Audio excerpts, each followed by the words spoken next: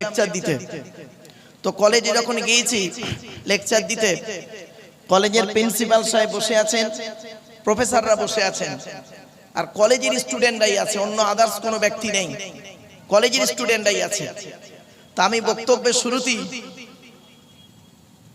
Attention করানোর জন্য বেশ কিছু কথা বলেছিলাম।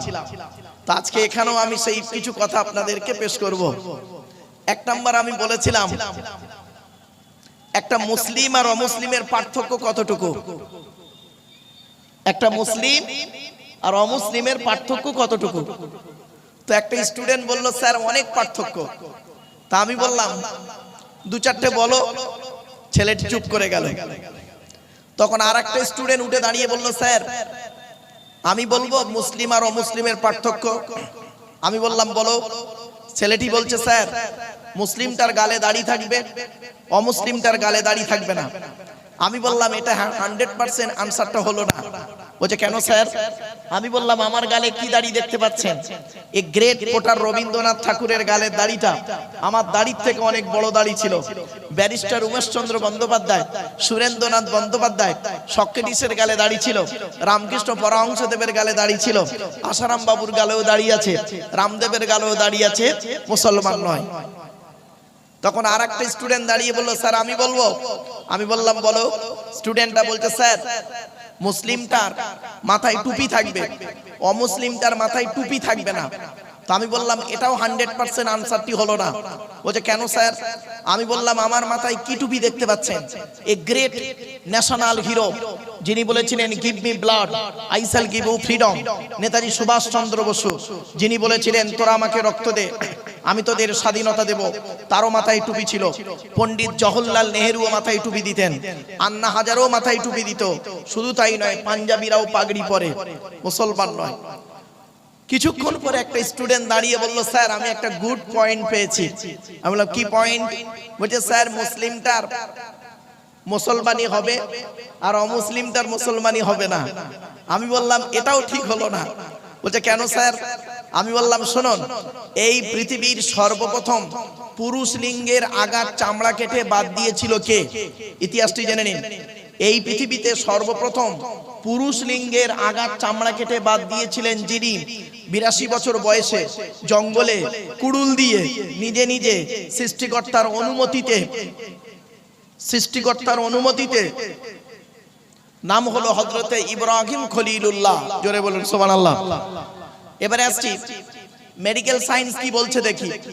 মেডিকেল সায়েন্স বলছে কোন পুরুষ যদি তার পুরুষ লিঙ্গের আগার চামড়া কেটে বাদ দেয়, ওই পুরুষটা যতদিন বেঁচে থাকবে, সে হিন্দু হোক আর মুসলিম হোক, ওই পুরুষটা যতদিন বেঁচে থাকবে 3টে রোগ থেকে বেঁচে থাকতে পারবে কমসে কম। এক নাম্বার সিফিলিস বলে একটা রোগ আছে, ওই রোগ থেকে বেঁচে থাকতে পারবে। 2 নাম্বার গনোরিয়া বলে একটা রোগ আছে, ওই রোগ থেকে বেঁচে থাকতে পারবে। 3 নাম্বার লজ্জাস্থানের ক্যান্সার থেকে ছেলেটি বেঁচে থাকতে পারবে। এবার চলুন দেখি, আমি তখন এবার সমীক্ষাটা বলছি। ওকে, ওই স্টুডেন্টদের কি বলছি যে এই পৃথিবীতে 110% অমুসলিম বিভিন্ন কারণে পুরুষ লিঙ্গের আগার চামড়া কেটে বাদ দেয়। 140% ইহুদি বিভিন্ন কারণে পুরুষ লিঙ্গের আগার চামড়া কেটে বাদ দেয়। 150% খ্রিস্টান বিভিন্ন কারণে পুরুষ লিঙ্গের আগার চামড়া কেটে বাদ দেয়। 99.9% 100% বলবেন না, কারণ আমি আমার বাস্তব অভিজ্ঞতাতে বলছি। ভারতবর্ষ, বাংলাদেশ আর নেপাল, এই 3টে দেশে বক্তব্য রাখতে গিয়ে বাস্তব অভিজ্ঞতাকে সামনে রেখে বলছি। 199.9% মুসলিম বিভিন্ন কারণে পুরুষ লিঙ্গের আগার চামড়া কেটে বাদ দেয়। তাহলে মুসলিম আর অমুসলিমের পার্থক্যটা কি? এবার আপনারা এই উত্তরটা বের করুন, খুঁজে অবাক হয়ে যাবে। কিছুক্ষণ পর আমি বললাম সংক্ষেপে শুনে নিন, মুসলিম আর অমুসলিমের পার্থক্য হলো অ্যাপোস্ট্রোফিস এস। কি বললাম? অ্যাপোস্ট্রোফিস এস। কি অ্যাপোস্ট্রোফিস এস? মুসলিমটার বিশ্বাস আর অমুসলিমটার বিশ্বাস। অমুসলিমটার বিশ্বাস হলো everything is god, everything is god, প্রত্যেক বস্তু হলো খোদা। তার মতে চন্দ্র, সূর্য, নক্ষত্র, গঙ্গা, বড় বৃক্ষ, কোন প্রাণী, কোন ব্যক্তি, কোন বস্তু সৃষ্টিকর্তা। সেই হিসেবে তারা পুজো অর্চনা, আরাধনা, উপাসনা করে। মুসলিম ছেলেরা বিশ্বাস কি? Everything is god, everything is god. প্রত্যেক বস্তু হলো খোদার।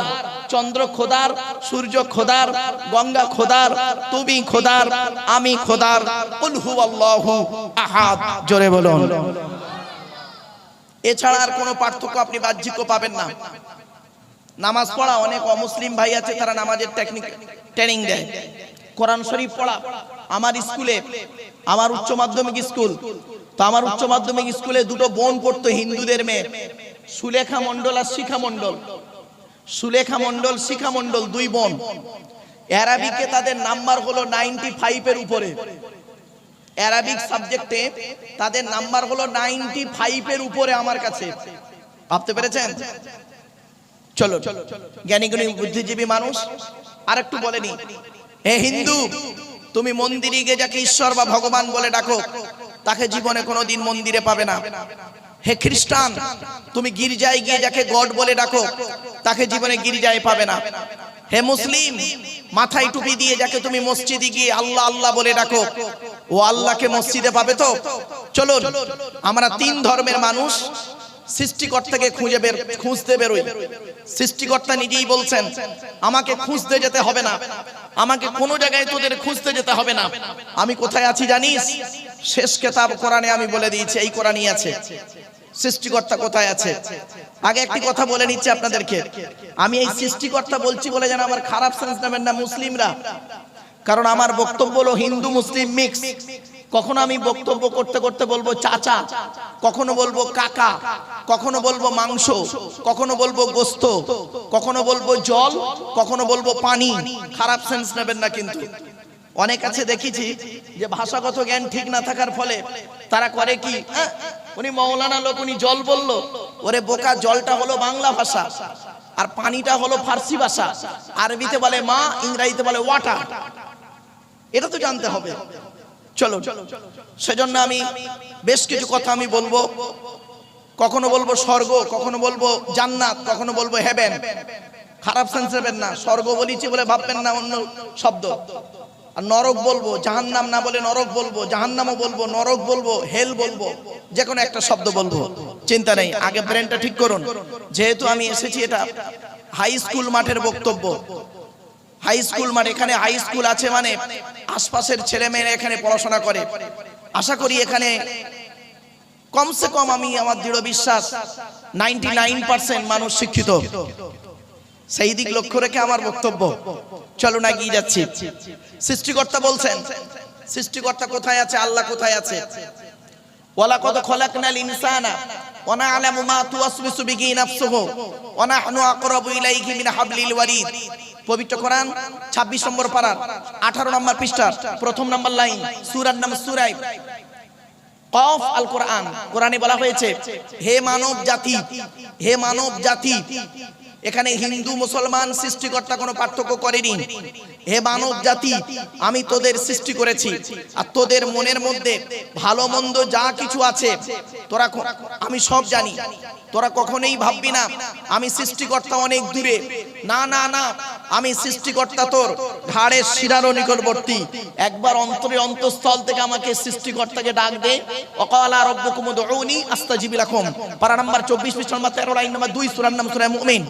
বলা হয়েছে, তুই একবার অন্তরে অন্তঃস্থল থেকে আমাকে ডাক দে, আমি সৃষ্টিকর্তা তোর ডাকে সাড়া দেব। এজন্য বলি, কোথায় স্বর্গ কোথায় নরক কে বলে তা বহুদূর। মানুষের মাঝে স্বর্গ নরক, মানুষেতে সুরাসুর। মনে রাখবেন, হিন্দু মুসলিমের আলোচনা আগে আমি প্রথমে কেন করলাম? বাস্তবটাকে, এই কথাগুলো না বললে আজ বর্তমান সময়ে মানুষের মধ্যে একটা বাজে জিনিস তৈরি হয়ে গিয়েছে। চলো আরো দুটি কথা আপনাদেরকে বলি। এই পৃথিবীতে বাঁচতে গেলে সৃষ্টিকর্তা নিজেই বলছেন, আচ্ছা মুসলমানরা যাকে আল্লাহ বলে, আল্লাহ কি শুধু মুসলমানদের? বলুন তো দেখি। আল্লাহ সকলের, সৃষ্টিকর্তা সকলের।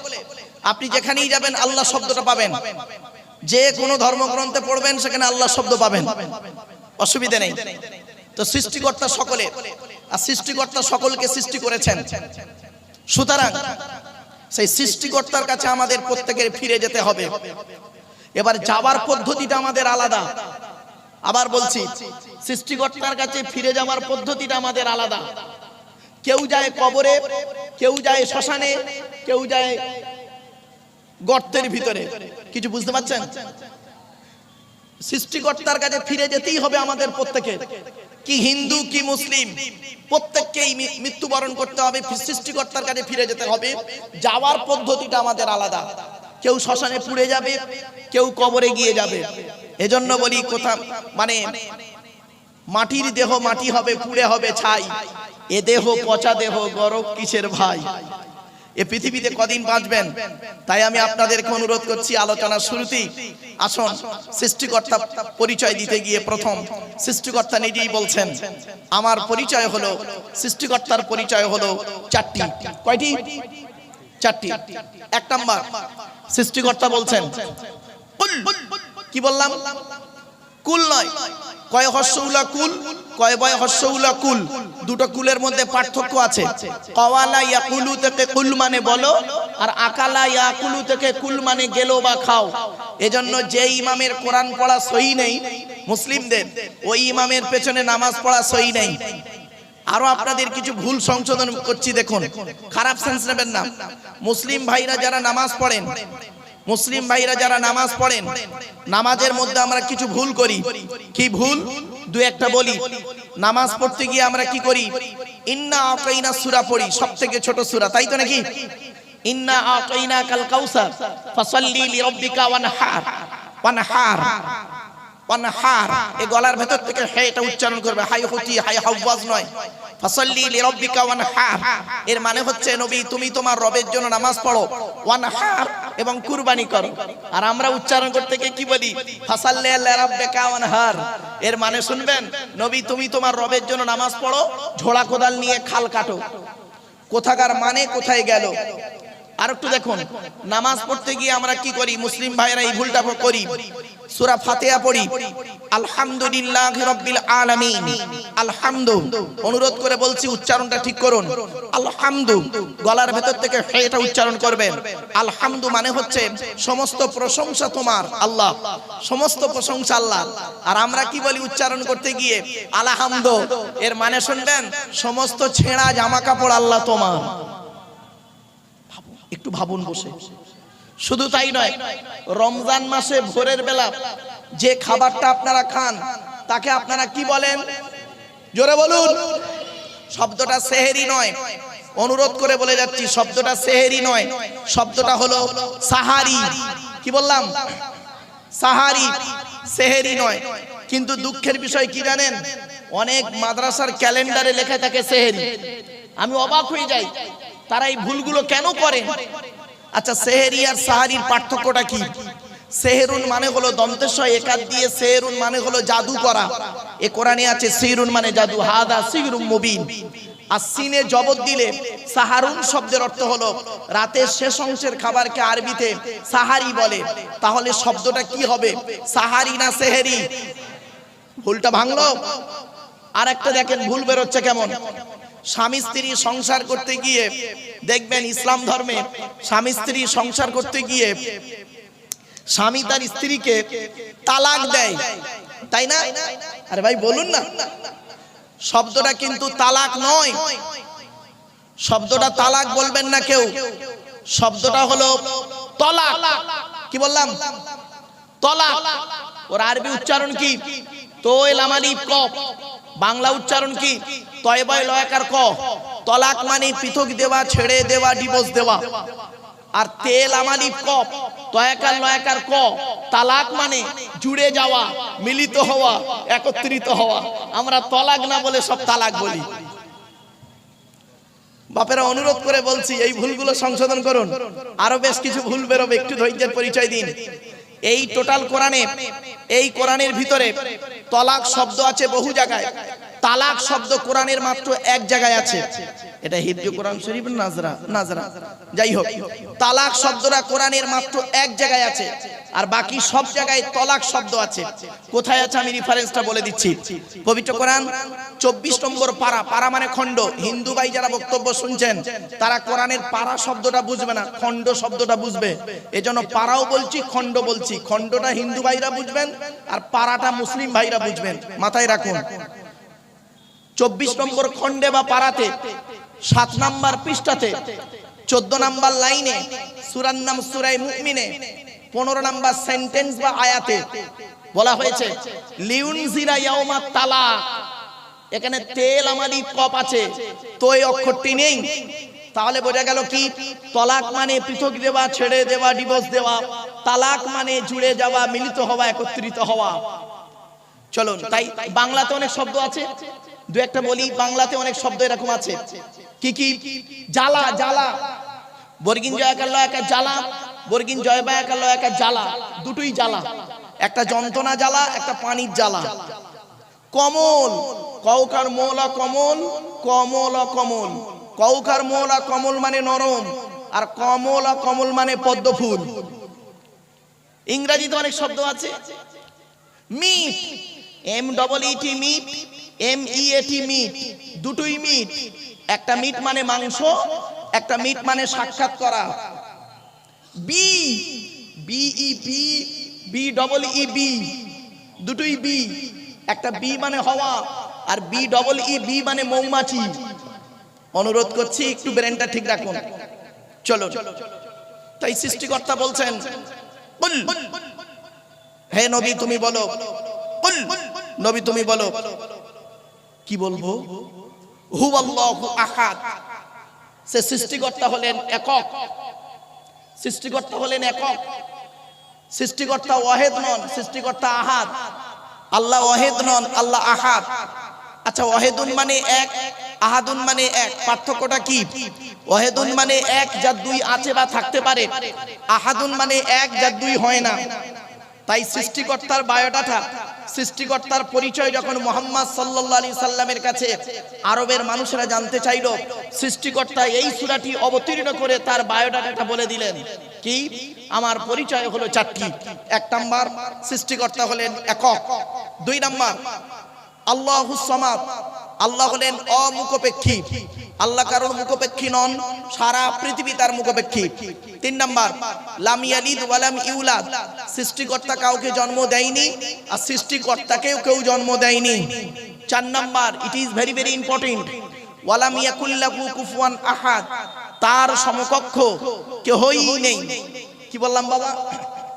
তার সমকক্ষ কেউই নেই, কেউ নয়, নয় কেউই নেই। এই হস্যইটা উচ্চারণ করবেন।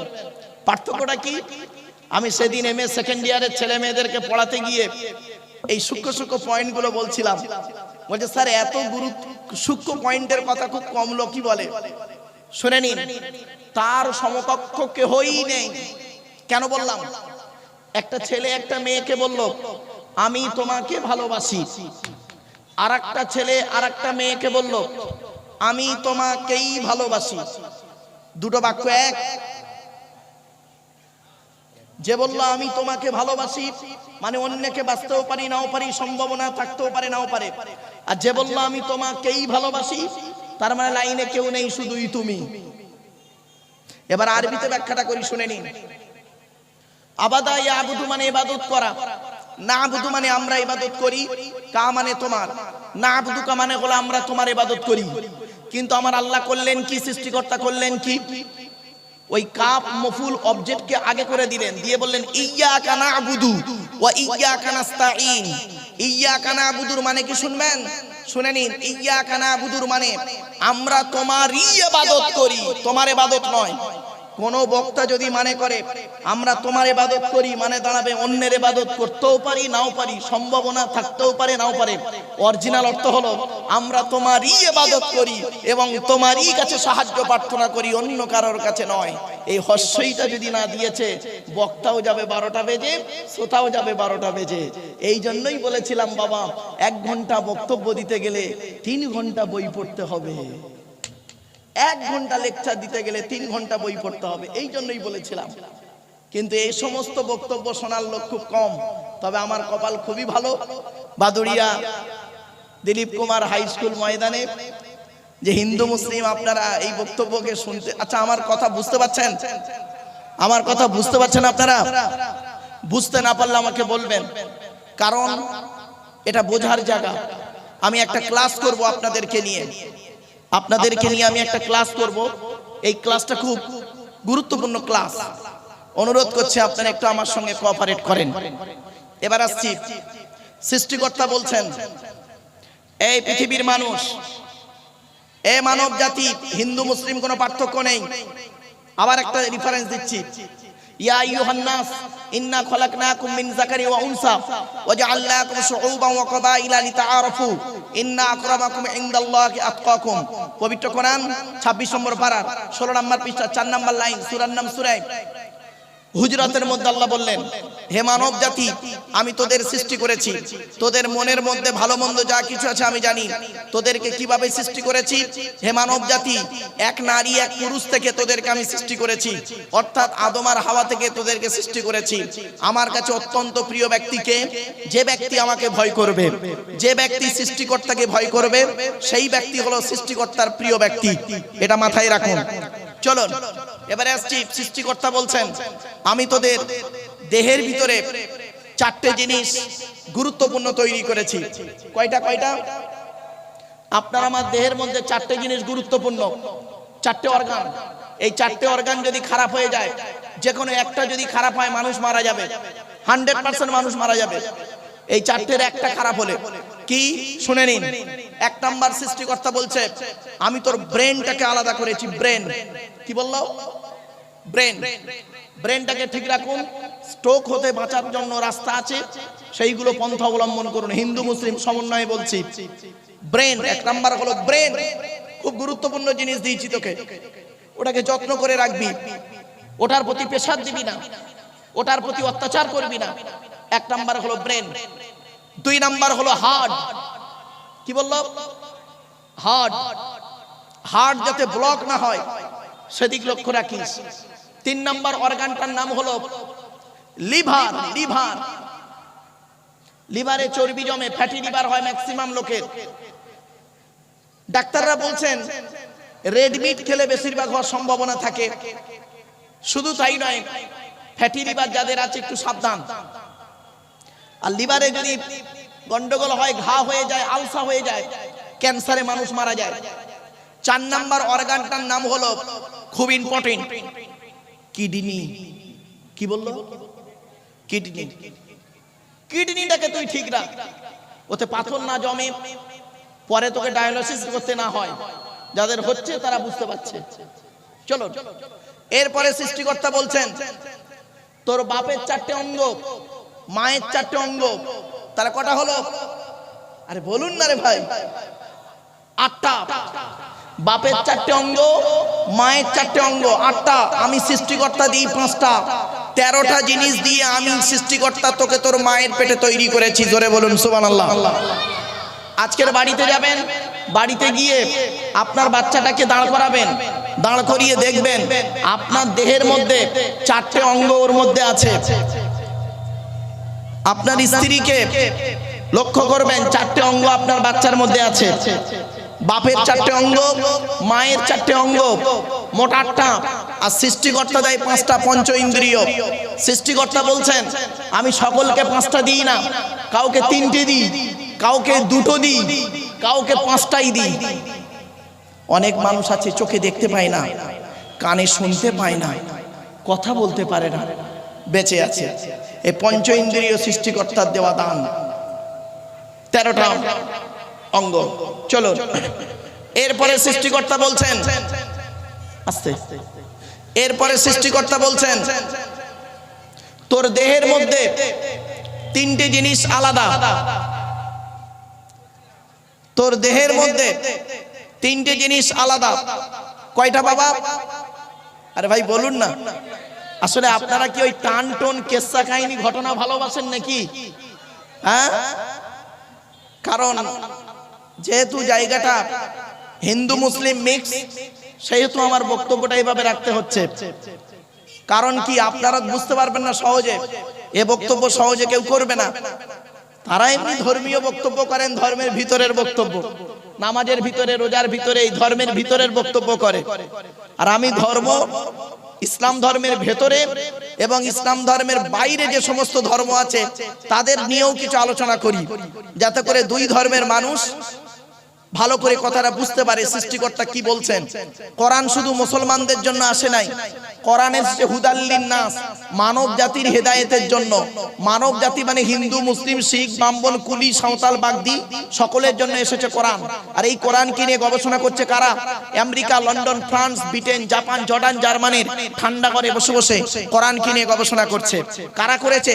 হ্যাম্ফ্রে Davy, Michael Faraday, Einstein, Isaac Newton, doctor Maurice Bucaille, mister Cook, mister জাবিরিন, mister Campbell, Raja Rammohan Roy, Ishwarchandra Vidyasagar, Rabindranath Tagore, Acharya Jagadish Chandra Bose, Francis Drake, William কিপমুর, William Harvey, Thomas, George Bernard, এরা কোরআনকে নিয়ে গবেষণা করলো। আর আমরা কিছু মুসলিম করলাম কি, কোরআনটাকে নিয়ে আমরা একে অপরকে গালিগালাজ করতেই সময় চলে গেল। ঠিক না বেঠিক? আমরা করলাম কি, টুপি নিয়ে মারামারি করলাম। গোল টুপি, লম্বা টুপি, চেরা জামা, ফাড়া জামা, গোল জামা, বুকে হাত বাঁধা, নাভির নিচে হাত বাঁধা, জোরে মোনাজাত, আমিন বলা, আস্তে আমিন বলা, আপনার কি বলো, মোনাজাত করা না করা, এই নিয়ে একে অপরকে কামড়া কামড়ি করতে লাগলাম। আমি আপনাদের অনুরোধ করছি, আমার বক্তব্য শুনতে এলে এই জিনিসগুলো পাবেন না, আমি এগুলোর ঊর্ধ্বে আলোচনা করি। চলুন, এই জন্য অনুরোধ করে বলে দিচ্ছি, এই জিনিসগুলো শোনার জন্য আসবেন না। চলুন এগিয়ে যাচ্ছি। একটা জিনিস জানবেন, আপনি কেন দাড়ি রেখেছেন? কেন দাড়ি রেখেছেন? মাথায় টুপি কেন দিয়েছেন?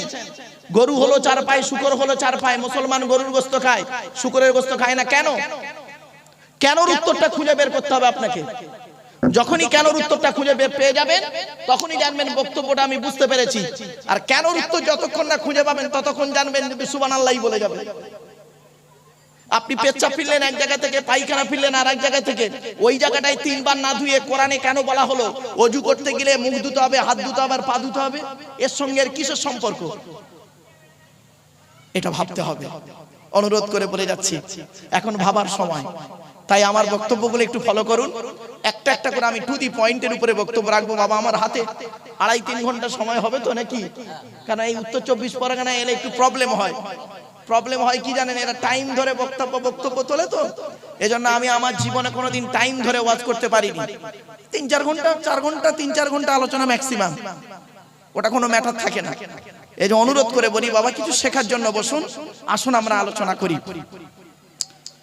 সৃষ্টিকর্তা বলছেন, আচ্ছা বাবা, আপনাদের চোখে আমি একজন পুরুষ তো? আরে ভাই বলুন না, আমার সে হা হু দেন না, এরকম কেন আপনারা? আপনাদের চোখে আমি একজন পুরুষ তো? আর আমার চোখে আপনারা যারা বসে দাঁড়িয়ে আছেন সকলে পুরুষ। তাহলে আপনাদের মধ্যে আমার পার্থক্যটা কি? এই কোরআনে আছে 3টে পার্থক্য। আপনাদের যা যা আছে আমার দেহে তাই আছে, এই ইমাম সাহেবের ভাইয়ের দেহের মধ্যে তাই আছে। কিন্তু 3টে জিনিস ওনার আলাদা, আমার আলাদা, প্রত্যেকের আলাদা। কোরআনে বলছে 3টে জিনিস কি কি শুনে নিন। 1 নাম্বার, এই হিন্দু মুসলমান ভাইয়েরা শুনে নিন। 1 নাম্বার, সৃষ্টিকর্তা বলছে তোদের দেহের মধ্যে 1 নাম্বার করেছি ব্লাডটা আলাদা। কি কি? ব্লাড গ্রুপ আলাদা। আমার বি পজিটিভ, ভাইয়ের ও পজিটিভ, এই মুরব্বির A B positive, blood group আলাদা। 2 নাম্বার আলাদা কি শুনে নিন। আপনারা হয়তো জানেন কিনা জানি না, আমি শুধু যদি মৌলভী সাহেব হতাম তাহলে বেঁচে যেতাম। বিশ্ব মানবাধিকার পরিষদ, ওয়ার্ল্ড হিউম্যান রাইটস কাউন্সিলে আমি একজন ন্যাশনাল প্রেসিডেন্ট, দিল্লি। শুধু তাই নয়, ফরেনসিক ইনভেস্টিগেটিভ কুইজের সঙ্গে আমি জড়িত। ছোট্ট একটা এক্সাম্পল আপনাদের পেশ করছি, আমার বাস্তব জীবনের অভিজ্ঞতা। আমি একটা ইন্টারভিউ দিতে গেছিলাম। তো ইন্টারভিউ দিতে যেতে আমাকে প্রশ্ন করা হয়েছিল, খুনিকে আইডেন্টিফাই করবেন কিভাবে? খুনিকে আইডেন্টিফাই করবেন কিভাবে? তা আমি তখন বললাম, স্যার খুনিকে আইডেন্টিফাই করব ফিঙ্গারপ্রিন্ট ধরে, হাতের আঙুলের ছাপ মিলবে না, ছোট্ট একটা উদাহরণ দিচ্ছি। ধরুন আমি এই স্টেজে এতগুলো মানুষের সামনে অন ক্যামেরাতে আমি করলাম কি, এই ইমাম সাহেব ভাইকে ছুরি দিয়ে মার্ডার করে মেরে দিলাম। আপনারা আমার বিরুদ্ধে বাদুড়িয়া থানায় কেস করলেন, বসিরহাট কোর্টে আমার বিচার হচ্ছে। এখন আমি যে খুনি, আমি তো এনাকে খুন করে পালিয়ে গেছি, আমি যে খুনি বাদুড়িয়া থানার ওসি কি করে আমাকে খুঁজে বের করবে? এক নাম্বার হলো আমার বাড়িতে গিয়ে আধার কার্ডটা নেবে, আধার কার্ডটা নিয়ে আমাকে খুঁজবে, ছবির সঙ্গে মেলাবে, খুঁজবে, আমাকে খুঁজে বের করে আমার আধার কার্ডের ফিঙ্গারপ্রিন্টের সঙ্গে আমার হাতের ফিঙ্গারপ্রিন্ট মেলাবে। যদি মিলে যায় তাহলে আমাকে অ্যারেস্ট করবে। এখন ধরুন আমি এনাকে খুন করে 4 মাস অন্য রাজ্যে চলে গিয়েছি, 4 মাস পরে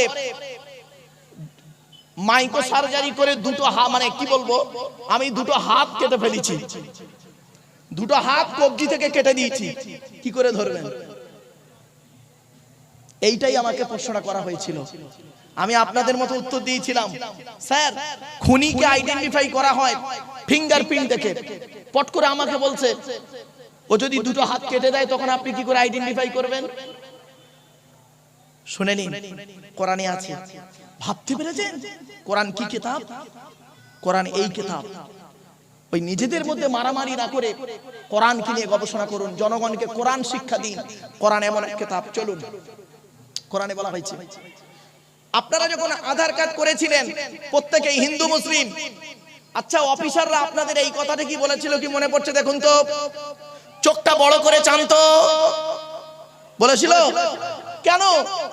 কোরআন বলছে আলাম নাজআল লাহু আইনাইনি ওয়া লিসানান ওয়া শাফাতাইন ওয়া হাদাইনাহুন নাজদাইন। এক নাম্বার হলো আলাম নাজআল লাহু আইনাইন। সৃষ্টিকর্তা আল্লাহ বলছেন, বান্দা আমি কি তোদের দুটো চোখ দান করি নাই?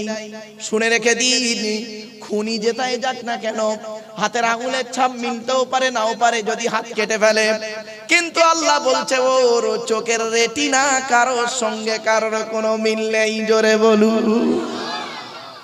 সৃষ্টিকর্তা বলছে এই জিনিসটা দেখ, সৃষ্টিকর্তা বলছে এই জিনিসটা নিয়ে চিন্তা কর। আর আমি আল্লাহ, আমাকে একবার আল্লাহ আল্লাহ বলে ডাক, আমি আল্লাহ তোর ডাকে সাড়া দেব। এবার আসছি 3 নাম্বার হলো, তাহলে 1 নাম্বার ব্লাড গ্রুপ আলাদা, 2 নাম্বার হলো চোখের রেটিনা। এই চোখের রেটিনা প্রত্যেকের আলাদা, কারোর সঙ্গে কারোর কোনো মিল পাবেন না। 3 নাম্বার হলো কি জানেন? হাতের আঙুলের ছাপ কারোর সঙ্গে কারোর কোনো মিল নেই। কোথায় লেখা আছে? এই কোরআনে লেখা আছে। চলো না আয়াতটা পড়ি। আয়া সাবলি ইনসানু আল্লান নাজমা ইজামা বালা কাদিরিনা আলা আন নুসাউবিয়া বানানা। 29 নম্বর পারা, সূরার নাম সূরা কিয়ামার 4-5 নম্বর আয়াতে বলা হয়েছে, হে মানব জাতি, এখানে হিন্দু মুসলমান কোনো পার্থক্য আল্লাহ করেনি। হে মানব জাতি, তোরা কি ধারণা করিস আমরা মরে গেলে পচে গলে হাড় হয়ে যাব, পুড়ে ছাই হয়ে যাব, পরকালে সৃষ্টিকর্তা আমাদের তুলতে পারবে না? খবরদার কোনোদিন ভাববি না। এই বুড়া আঙুলের ছাপ যেমন কারোর সঙ্গে কারোর কোনো মিল নেই, কিয়ামতের মাঠেও কারোর সঙ্গে কারোর কোনো মিল পাবি না। কোরআনের এই আয়াতকে নিয়ে কে গবেষণা করলো? থাইল্যান্ডে চ্যাংম্যাং ইউনিভার্সিটি অ্যানাটমি বিভাগের প্রফেসর, বিখ্যাত পণ্ডিত বৈজ্ঞানিক, লোকটার নাম হলো তাথাগত জেসান। উনি একজন খ্রিস্টান, হিন্দু নন, মুসলমান নন। উনি বললেন কোরআনে ভুল আছে। বলে কি ভুল? বললো কোরআনে লেখা আছে বুড়ো আঙুলের ছাপ নাকি কারোর সঙ্গে কারোর কোনো মিল হবে না। আমি কোরআনেরই ভুল বের করে তবে শুনবো। উনি করলেন কি, 1000 মানুষের বুড়ো আঙুলের ছাপ নিলেন, 1 বছর ধরে গবেষণা করে দেখলেন কার সঙ্গে কার মিল আছে। যখন কারোর সঙ্গে কারোর কোনো মিল পেলেন না, ল্যাবরেটরির ভিতরে দাঁড়িয়ে দাঁড়িয়ে ইসলামের কালেমা পড়ে মুসলমান হয়ে গেলে। কি বুঝলেন? চলো আরেকটা एग्जांपल দিচ্ছি, অসুবিধা হচ্ছে আপনাদের বাপেরা? চলো, আলোচনা চলছে কার? আল্লাহ। এখন সৃষ্টিকর্তার আলোচনা চলছে, এরপরে নবীর আলোচনা, আমাদের পাটে আলোচনা হবে। চলো এরপরে সৃষ্টিকর্তা আল্লাহ বলছেন, এই পৃথিবীর মানুষ তোরা কেন আমাকে মানবি না? মনে রাখিস তোরা কোথায় ছিলিস একবার চিন্তা কর। ওয়ালাকাদ খালাকনাল ইনসানা মিন সুলালাতিন মিন তিন সুম্মা জাআলনাহু নুতফাতান ফি ক্বারারিম মাকিন। 18 নম্বর পারার 1 নম্বর পৃষ্ঠা 12 নম্বর লাইন, সূরার নাম সূরা মুমিনুনের 12 নম্বর আয়াতে আল্লাহ পাক বলে দিলেন, হে মানব জাতি, আবারও বলছি হিন্দু মুসলমান কোনো পার্থক্য এখানে করেনি আল্লাহ। হে মানব জাতি, আমি তোদের সৃষ্টি করেছি মাটির নির্যাস থেকে, তোদের তৈরি করেছি বাপ আর মায়ের মিলনের মাধ্যমে ওই পানিটাকে আমি আল্লাহ তোর মায়ের পেটের ডাইসে সুন্দর করে রেখে দিয়েছি। আর কি করেছি? সুম্মা খলাকনান নুতফাতা আলাকাতান ফাখলাকনাল আলাকাতা মুদগাতান ফাখলাকনাল মুদগাতা ইযামান ফাকাসাউনাল ইযামা লাহমা সুম্মা আনশানাহু খলকান আখর। আমি আল্লাহ তোর মায়ের পেটের ভিতরে ওই পানিটার 40 দিন পরে রক্তপিণ্ড করেছি, তার 40 দিন পরে মাংসপিণ্ড করেছি, তার 40 দিন পরে হাড় তৈরি করেছি, হাড়ে আর মাংসে সুন্দর করে লাগিয়ে দিয়েছি। আমি আল্লাহ তোর মায়ের পেটের ভিতরে সুন্দর একটা আকৃতি দান করেছি। চলো আমরা এখন প্রত্যেকেই মায়ের পেটে এসে গেলাম, ঠিক না বেটি? কি হিন্দু কি মুসলিম কোনো পার্থক্য নেই, প্রত্যেকে এখন মায়ের পেটে এসে গেলাম। কি কি কি অসুবিধা হচ্ছে বাবা? বাবা প্লিজ অ্যাটেনশন, এদিকে বাপ, এদিকে। মায়ের পেটে আমরা প্রত্যেকে এসে গেলাম, কি হিন্দু মুসলিম কোনো পার্থক্য এখানে নেই, মায়ের পেটে এসেছি মা বাচ্চা হিসাবে, ঠিক না বেটি? আচ্ছা খাওয়াবার দায়িত্ব কার? জোরে বলুন, কে খাওয়ায়? ওয়ামা মিন দাব্বাতিন ফিল আরদি ইল্লা আলাল্লাহি রিজকুহা ওয়া ইয়ালামু মুস্তাকাররাহা ওয়া মুস্তাওদাআহা কুল্লুন ফি কিতাবিম মুবিন। 12 নম্বর পারার 1 নম্বর পৃষ্ঠার 1 নম্বর লাইন, সূরার নাম সূরা হুদের মধ্যে আল্লাহ জানিয়ে দিলেন, এই পৃথিবীর জমিনে এমন কোনো প্রাণী নেই রে যার খাবারের দায়িত্ব আমি আল্লাহ নিইনি। বান্দা একবার চিন্তা করে দেখি, সকালবেলা প্রাণীগুলো খালি পেট নিয়ে বের হয়ে যায়, সন্ধ্যা যখন ঘনিয়ে আসে আমি আল্লাহ তাদের ভরা পেট নিয়ে আবারও বাসায় ফিরাইয়া দিই। যে আল্লাহ একটা ময়েল সাপকে খাওয়াতে পারে, যে আল্লাহ একটা হাতিকে খাওয়াতে পারে, যে আল্লাহ একটা পিঁপড়েকে খাওয়াতে পারে, সে আল্লাহ আমাকে আপনাকে খাওয়াতে পারে না? কিভাবে খাওয়াচ্ছে দেখুন। আল্লাহর খাওয়ানোর টেকনিক্যাল, কে খাবেন? খাবেন আচ্ছা, আল্লাহর খাওয়ানোর টেকনিক্যাল আর বান্দার খাওয়ানোর টেকনিক্যাল বিটুইন ফর ডিফারেন্ট, অনেক পার্থক্য। ছোট্ট একটা উদাহরণ দিচ্ছি কিভাবে আল্লাহ খাওয়াচ্ছে দেখুন, আল্লাহর খাওয়ানো আর বান্দার খাওয়ানো। আল্লাহ বলে, এই আব্দুল্লাহ গিল মারুফ, এই আব্দুল্লাহ গিল মারুফ, তুই যখন তোর মায়ের পেটের ভিতরে ছিলিস কি খাবারটা তুই খেলি? আমি আল্লাহ করলাম কি, তোর নাভির সঙ্গে মায়ের নাভিটা জুড়ে দিলাম। ইচ্ছা করলে মায়ের পেটের ভিতরে ওই পানিটাকে আমি আল্লাহ তোর মুখ দিয়ে খাওয়াতে পারতাম, কিন্তু না না না, ইন্নাল্লাহা ইউহিব্বুল মুতাতাহহিরিন, আমি আল্লাহ হলাম পবিত্র, তাই পবিত্রতাকে অত্যন্ত ভালোবাসি বলে মায়ের পেটের ভিতর থেকে তোদের প্রত্যেকের মুখগুলোকে পবিত্র করে পাঠিয়েছি একটাই কারণ, পৃথিবীর জমিনে এসে পবিত্র জবান দিয়ে আমি আল্লাহ আমাকে আল্লাহ আল্লাহ বলে ডাকবি। যে আল্লাহ আমার আপনার মায়ের পেটের ভিতর থেকে মুখটাকে পবিত্র করে পাঠালো, কি হিন্দুর বাচ্চা কি মুসলমানের বাচ্চা, কি দাড়িওয়ালা কি বেদাড়িওয়ালা, কি শিক্ষিত কি অশিক্ষিত, মায়ের পেটের ভিতর থেকে সে পবিত্র জবানটা এনে নিচের জিনিসটা সব সময় মুখে লেগে আছে, ঠিক না বেঠি? আর একটা কমন শব্দ বলে কি জানেন, হিন্দু মুসলিম সকলেই বলে কমন শব্দটা শোনেন, শালা। কথায় কথায় শালা বলবে, তুই কোথায় থাকিস বে শালা, মানুষ না শালা, অন্য কিছু শালা, পাগল কথা করে, লেখাপড়া করে চাকরি পাবি, এ শালা বক্তা কি বলছে শালা বুঝতেই পারিনি, চল শালা বাড়ি চলে যাই। এই তালবের সহায়কার লয়াকার সালাপ, দন্তের সহায়কার লয়াকার সালাপ, তালবের সহায়কার লয়াকার সালাপ, দন্তের সহায়কার লয়াকার সালাপ, মোদানোর সহায়কার লয়াকার সালাপ, কসালা হলো 3 সালা। চলো বাবা একটা সালা ধরি। তালবে সহায়কার লয়াকার সালাম, এ শালা শব্দের অর্থে শালা মানে হচ্ছে, এ শালা মানে ওই স্ত্রীর ভাই শালা নয়, ওটা হলো শ্যালক থেকে সালাম। তালবে সহায়কার লয়াকার শালা শব্দের সঙ্গে যদি কিছু জুড়ে দেওয়া মানে হয় কি শুনুন, পাঠশালাম, কর্মশালাম, ধর্মশালাম। শুধু তাই নয়, এরপরে দুনিয়ার মানুষকে অনুরোধ করে বলে যাচ্ছি, এ বাদুড়িয়ার মানুষেরা করজোড়ে বলে যাচ্ছি, হিন্দু মুসলমানদেরকে করজোড়ে বলে যাচ্ছি, খবরদার জীবনে কোনোদিনই হিন্দু মুসলমান মারামারি করতে যাবেন না। একই আকাশের তলায় থাকি, একই কলের জল খাই, একই সূর্যের আলো গায়ে লাগাই, একই চাঁদের প্রতিফলিত রাতে ব্যবহার করি।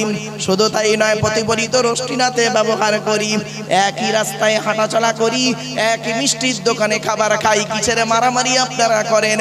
খবরদার নয়, হিন্দু মুসলমান কাঁধে কাঁধ মিলিয়ে চলুন, একে অপরের সহযোগিতায় ছুটে বিপদে ঝাঁপিয়ে পড়ুন।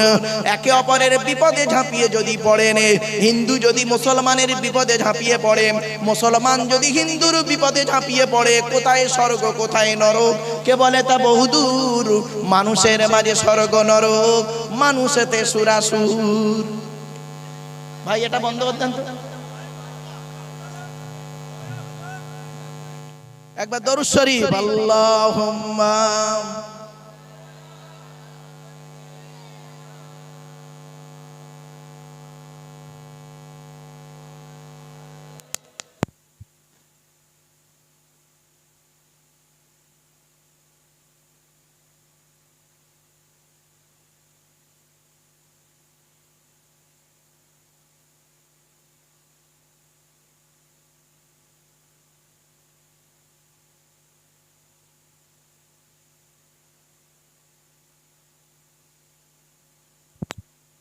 হ্যালো হ্যালো হ্যালো বাপেরা 1 মিনিট,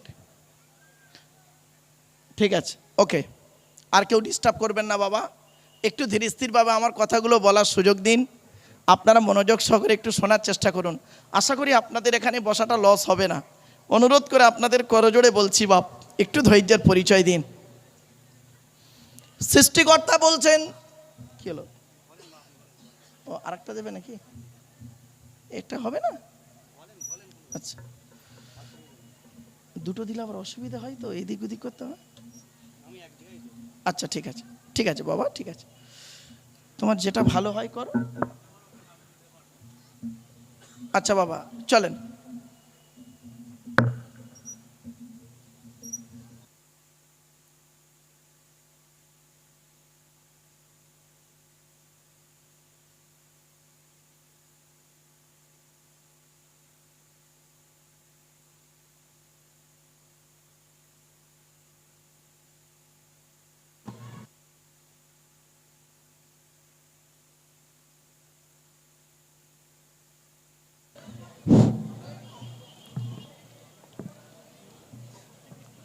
হ্যালো, ব্যাস একদম চুপচাপ বাবা। অনেকক্ষণ পরে মাইকটা ঠিক করেছে ওরা, যাই হোক। সৃষ্টিকর্তা বলছেন, এই পৃথিবীতে যতদিন তুই বাঁচবি, যতদিন তুই বাঁচবি, মনে রাখবি আমাকে সঙ্গে রাখবি। যেখানেই যাবি আমি যেন তোর সঙ্গে থাকি। মনে রাখবি কেউ নেই মানে সৃষ্টিকর্তা আমার সঙ্গে আছে। যখন কোনো কাজ করতে যাবি, পৃথিবীর কোনো ব্যক্তি বস্তুর উপরে ভরসা করে কাজে নামবি না। কোরআন বলছে, আমি বলিনি, আয়াতটা পড়ি। কোরআন বলছে, ইজাম আযামতা ফাতাওয়াক্কাল আলাল্লাহ ইন্নাল্লাহা ইউহিব্বুল মুতাওয়াক্কিলিন। 4 নম্বর পারা 10 নম্বর পৃষ্ঠার 3 নম্বর লাইন, সূরার নাম সূরা আল ইমরানের মধ্যে আল্লাহ পাক জানিয়ে দিলেন, বান্দা তুই যখন পৃথিবীর কোনো কাজ করতে যাবি, পৃথিবীর কোনো ব্যক্তি বস্তুর উপরে ভরসা করে উঠবি না, একমাত্র তুই আল্লাহর উপরে ভরসা করে কাজে নামবি। যারা আল্লাহর উপরে ভরসা করে কাজে নামে, আমি আল্লাহ তাদের অত্যন্ত ভালোবাসি। এজন্য জলসা কমিটিকে বলছি, বাবা মসজিদ কমিটি, জলসা কমিটি, সকল কমিটিকেই অনুরোধ করে বলছি, আল্লাহর উপরে ভরসা করে কাজে নামুন। খেতে গেলে আল্লাহর নাম, শুতে গেলে আল্লাহর নাম, চলতে ফিরতে উঠতে গেলে সৃষ্টিকর্তাকে সঙ্গে রাখুন। সৃষ্টিকর্তা বলছে, পৃথিবীর যত সমস্যা তোর জীবনে আসুক না কেন, আমি সকল সমস্যার সমাধান দিয়ে দেব। একটা কথা মনে রাখিস, মানব জাতি, হিন্দু মুসলমান সকলকে বলছে, হে মানব জাতি, একটা কথা মনে রাখবি, এই পৃথিবীর জমিনে আপন বলে তোর কেউ নেই, তোর ভালোবাসার লোক কেউ নেই রে।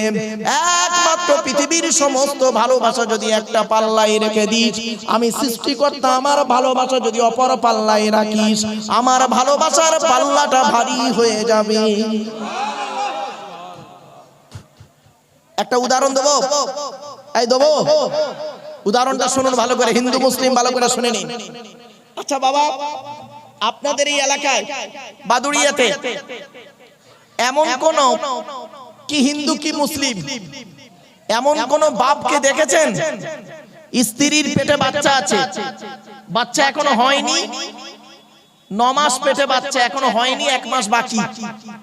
কোন পিতাকে দেখেছেন কি হিন্দু কি মুসলিম আগে থেকে বাজারে গিয়ে ল্যাকটোজিন 1, 2 দুধ কিনে ঘরে সাজিয়ে রাখতে? জোরে বলুন। কারণ কি? সৃষ্টিকর্তা। কারণ কি? বাপের বিশ্বাসটা এখনো জন্মায়নি ছেলের প্রতি 100%। বাপের বিশ্বাস কতটুকু? ছেলে হোক, মায়ের দুধ ছাড়ুক, তারপরে বাজার থেকে এনে খাওয়াবো, এই পর্যন্ত বাপের বিশ্বাস। আমার আল্লাহ সৃষ্টিকর্তা কি বলছে শোনো। আল্লাহ বলে, আব্দুল্লাহ গিল মারুফ, এই আব্দুল্লাহ গিল মারুফ, তুই যখন তোর মায়ের পেটের ভিতরে ছিলিস, তোর বাপের বিশ্বাসটাই ছিল না ছেলে হবে কি, মরবে কি, বাঁচবে।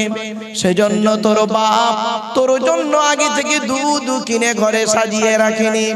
আমি আল্লাহ তোর বাপের মতো ওই রকম ভালোবাসি না।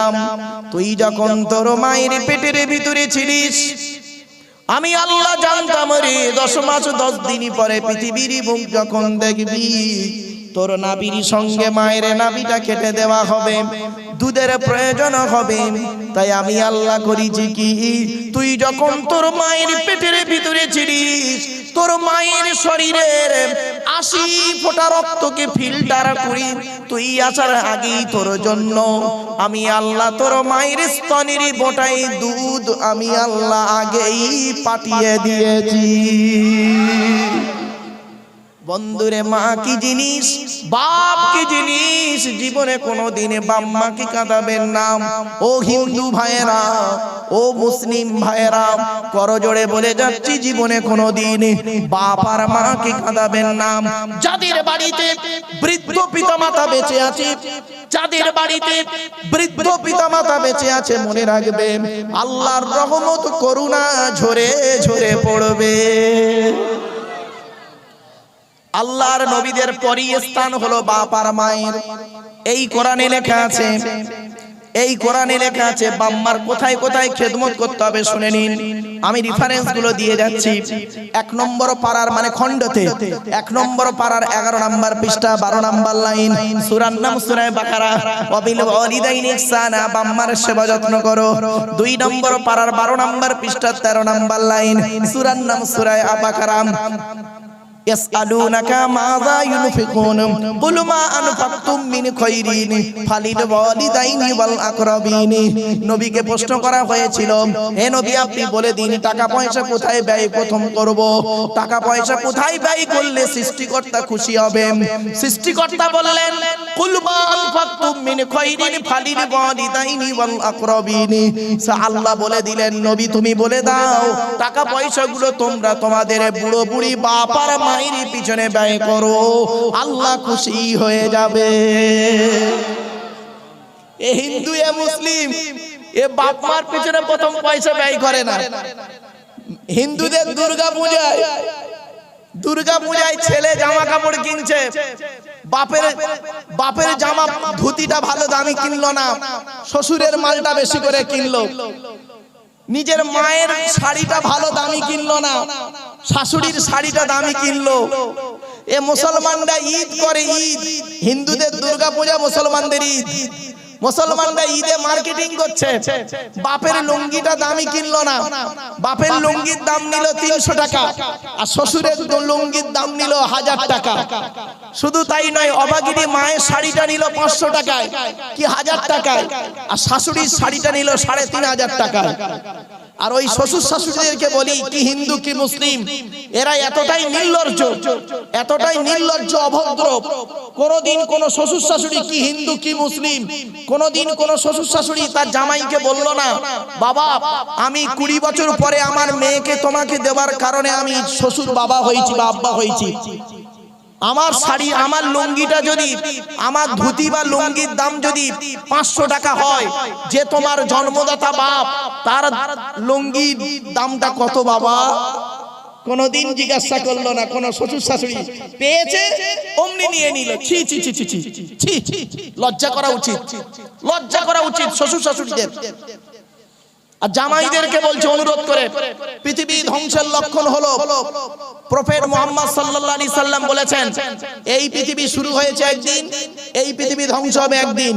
পৃথিবী ধ্বংসের একটা লক্ষণ হলো নিকটবর্তী লোকের সঙ্গে মহব্বত থাকবে না, নিকটবর্তী লোকের সঙ্গে মহব্বত থাকবে না, দূরবর্তী লোকের সঙ্গে মহব্বত তৈরি হবে। ঠিক না বেঠিক? নিজের বাপের প্রতি ভক্তি শ্রদ্ধা সম্মান কম, নিজের বাপের প্রতি ভক্তি শ্রদ্ধা সম্মান কম, শ্বশুরের প্রতি ভক্তি শ্রদ্ধা সম্মান বেশি। অভাগিনী মায়ের প্রতি ভক্তি শ্রদ্ধা সম্মান কম, শাশুড়ির প্রতি ভক্তি শ্রদ্ধা সম্মান বেশি। নিজের মায়ের পেটে ভাইয়ের প্রতি ভালোবাসা কম, স্ত্রীর ভাইয়ের প্রতি ভালোবাসা, শালার প্রতি ভালোবাসা বেশি। নিজের মায়ের পেটের বোনের প্রতি ভালোবাসা কম, স্ত্রীর বোনের প্রতি, শালীর প্রতি ভালোবাসা খুব বেশি। ঠিক না বেটি? কোরআনে বলা হয়েছে, সৃষ্টিকর্তা বলছেন, ফালিল ওয়ালিদাইনি ওয়াল আকরাবিন, টাকা পয়সা সর্বপ্রথম তোমরা তোমাদের বুড়ো বুড়ি বাপ আর মায়ের পিছনে ব্যয় করবে। আর এই হিন্দু এ মুসলিম, এই হিন্দু এ মুসলিমেরা কি করে জানেন? ছেলের প্রথম চাকরি পেয়েছে, ছেলে চাকরি পাওয়ার পরে, চাকরি পাওয়ার পরে মাইনে পেয়েছে, 3 মাসের মাইনে একসঙ্গে পেয়েছে, পাওয়ার পরে সর্বপ্রথম স্ত্রীর নামে ব্যাংকের বই খুলছে, আর স্ত্রী তার ব্যাংকের বইয়ের নমিনি করেছে ওর ভাইকে। বুঝতে পারেননি কথাটা? ওর বইয়ের নামে ব্যাংকের বই খুললো আর বউ নমিনি করলো তার ভাইকে। ছি ছি ছি ছি ছি ছি।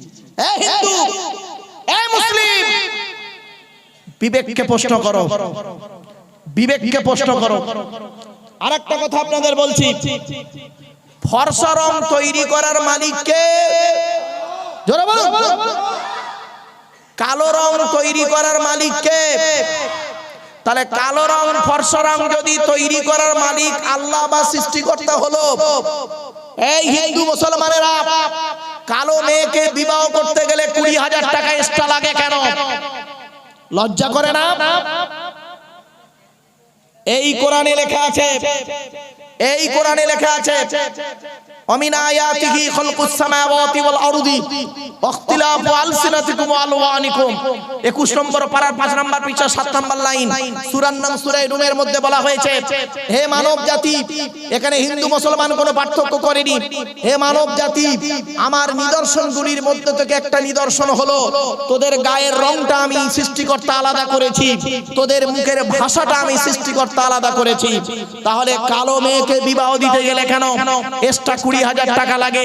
কালো মেয়েকে বিবাহ দিতে গেলে দেখবেন কি হিন্দু কি মুসলিম মেয়ের বাপের মাথার চুল উড়ে চলে যায়। ঠিক না বেঠিক? প্রফেট মুহাম্মদ সাল্লাল্লাহু আলাইহি ওয়াসাল্লাম বলেছেন, প্রফেট মুহাম্মদ সাল্লাল্লাহু আলাইহি ওয়াসাল্লাম বলেছেন, কোন পুরুষ যদি কোন নারীকে অর্থের লোভে বিবাহ করে, আল্লাহ পাক তার অর্থটা নিয়ে করে দেবে, ও টাকা বেশি দিন থাকে না। কোন পুরুষ যদি কোন নারীকে রূপের লোভে বিবাহ করে, সৃষ্টিকর্তা তার রূপটাও বেশি দিন রাখবে না। ধরুন 16 বছরের সুন্দরী নারীকে বিবাহ করলেন, বাদুড়িয়া যুবক 16 বছরের অতীব সুন্দরী নারীকে বিবাহ করলে 4টে বাচ্চা হয়ে যাওয়ার পরে দেখবে গালটা তুবড়ে বসিরহাট থেকে বারাসাতে চলে গেছে। রূপ কোথায় গেল? প্রফেট মুহাম্মদ সাল্লাল্লাহু আলাইহি ওয়াসাল্লাম বলেছেন, বুদ্ধিমান পুরুষ হলো সেই যে নাকি সৃষ্টিকর্তাকে খুশি করার জন্য, নবীর সুন্নতকে আদায় করার জন্য নিঃস্বার্থভাবে একটা মেয়েকে বিবাহ করবে, সুখের দিনে সুখটা ভোগ করবে, দুঃখের দিনে দুঃখটা সহ্য করে সৃষ্টিকর্তার আরাধনা উপাসনা করে পৃথিবীর জমিন থেকে চলে যাবে। ওটাই হবে ওদের জন্য স্বর্গ বা জান্নাত। জোরে বলুন। আর একটা প্রশ্ন করছি, আপনাদের এলাকায় আমি একটু ল্যাঙ্গুয়েজটা, ভাষাটা একটু লো কোয়ালিটির করছি, ইচ্ছা করে ভাষাটা একটু লো কোয়ালিটির করছি, ক্ষমা চেয়ে নিচ্ছি আগে থেকে। ভাষাটা একটু লো কোয়ালিটির করছি, খারাপ সেন্স নেবেন না, ক্ষমা চেয়ে নিলাম আগে। আপনাদের এলাকায় পাঁঠা বিক্রি হয়? আরে ভাই বলুন না। পাঁঠা বিক্রি হয়? খাসি বিক্রি হয়? খাসি? ওই পাঁঠা ওই খাসির কথা বলিনি, দুপায় পাঁঠা দুপায় খাসি। ছেলের বাপের কবর কেনার জায়গা কম পড়ে, মেয়ের বাপের কাছ থেকে নেয় বিয়ের পণ। ছেলের বাপের শ্মশান কেনার কাঠ কম পড়েছে, মেয়ের বাপের কাছ থেকে নেয় বিয়ের পণ। যে ছেলেটা মাধ্যমিক পাশ করলো, নিরুপমার করুণ গল্পটা গল্পগুচ্ছ কাহিনী, রবীন্দ্রনাথের লেখা দেনা পাওনা গল্প পড়ার পরে সে ছেলে যদি বলে মাধ্যমিকে স্টার পেয়েছি, আমার সার্টিফিকেটের দাম হলো 50,000 টাকা, ইয়াম্মা গাড়ি, 5 ভরি সোনা, তবে একটা গরিবের মেয়েকে বিবাহ করব। আমি আব্দুল্লাহির মারুফ বলে যাচ্ছি, মাধ্যমিকে স্টার পাওয়া ছেলেটার থেকে যে ছেলেটা 4 পাস করে বাড়িতে বসে থাকে, 4 পাস করা ছেলেটা মাধ্যমিকে স্টার পাওয়া ছেলের থেকে ভালো। কোরআনে বলা হয়েছে সাম্মাউনা লিল কাযিবি আকালুনা লিসসুহুত। সুহুতের তাফসীরে বলা হয়েছে বিয়ের পণ্য নেওয়া তেমন হারাম, ব্যভিচার করা যেমন হারাম। বিয়ের পণ্য নেওয়া তেমন হারাম, ব্যভিচার করা যেমন হারাম। অনুরোধ করে বলে যাচ্ছি, জ্ঞানীগুণী বুদ্ধিজীবী মানুষ, আজকে লেকচার তো শুনছেন ভালো, কিন্তু আগামী কাল গিয়ে আবার ওই কাজে লিপ্ত হবেন, নিজের বিবেককে প্রশ্ন করবেন। অনুরোধ করে বলছি। আরেকটি প্রশ্ন আপনাদেরকে করছি, এখানে সব হিন্দু মুসলিম মিক্স বক্তব্য চলছে এখন। এখানে যত মানুষ আছেন, নারী পুরুষ হিন্দু মুসলিম, সকলকে কেন্দ্র করে আমার প্রশ্নটা, আচ্ছা যারা মানুষকে খুন করে তাদের দেশে সংবিধান অনুযায়ী তাকে শাস্তি দেওয়া হয়, ঠিক না বেঠিক? আরে ভাই বলুন না। যারা মানুষকে খুন করে তাদের দেশের সংবিধান অনুযায়ী তাদেরকে শাস্তি দেওয়া হয়। এখন ভারতবর্ষের পশ্চিমবঙ্গের উত্তর 24 পরগনা জেলার বাদুড়িয়ার দিলীপ কুমার স্কুল মাঠের বিচার চলছে। এখানে অনেক খুনি বসে আছে, দাঁড়িয়ে আছে, বসে আছে, কি হিন্দু কি মুসলিম, নর নারী, অনেক খুনি আছে। যদি বলেন আমরা কি করে খুন করলাম, এই কোরআনে আছে, আমি আপনাদের রেফারেন্সটা দিচ্ছি। খুন করেননি তো এই মা বোনেরা, খুন করেননি?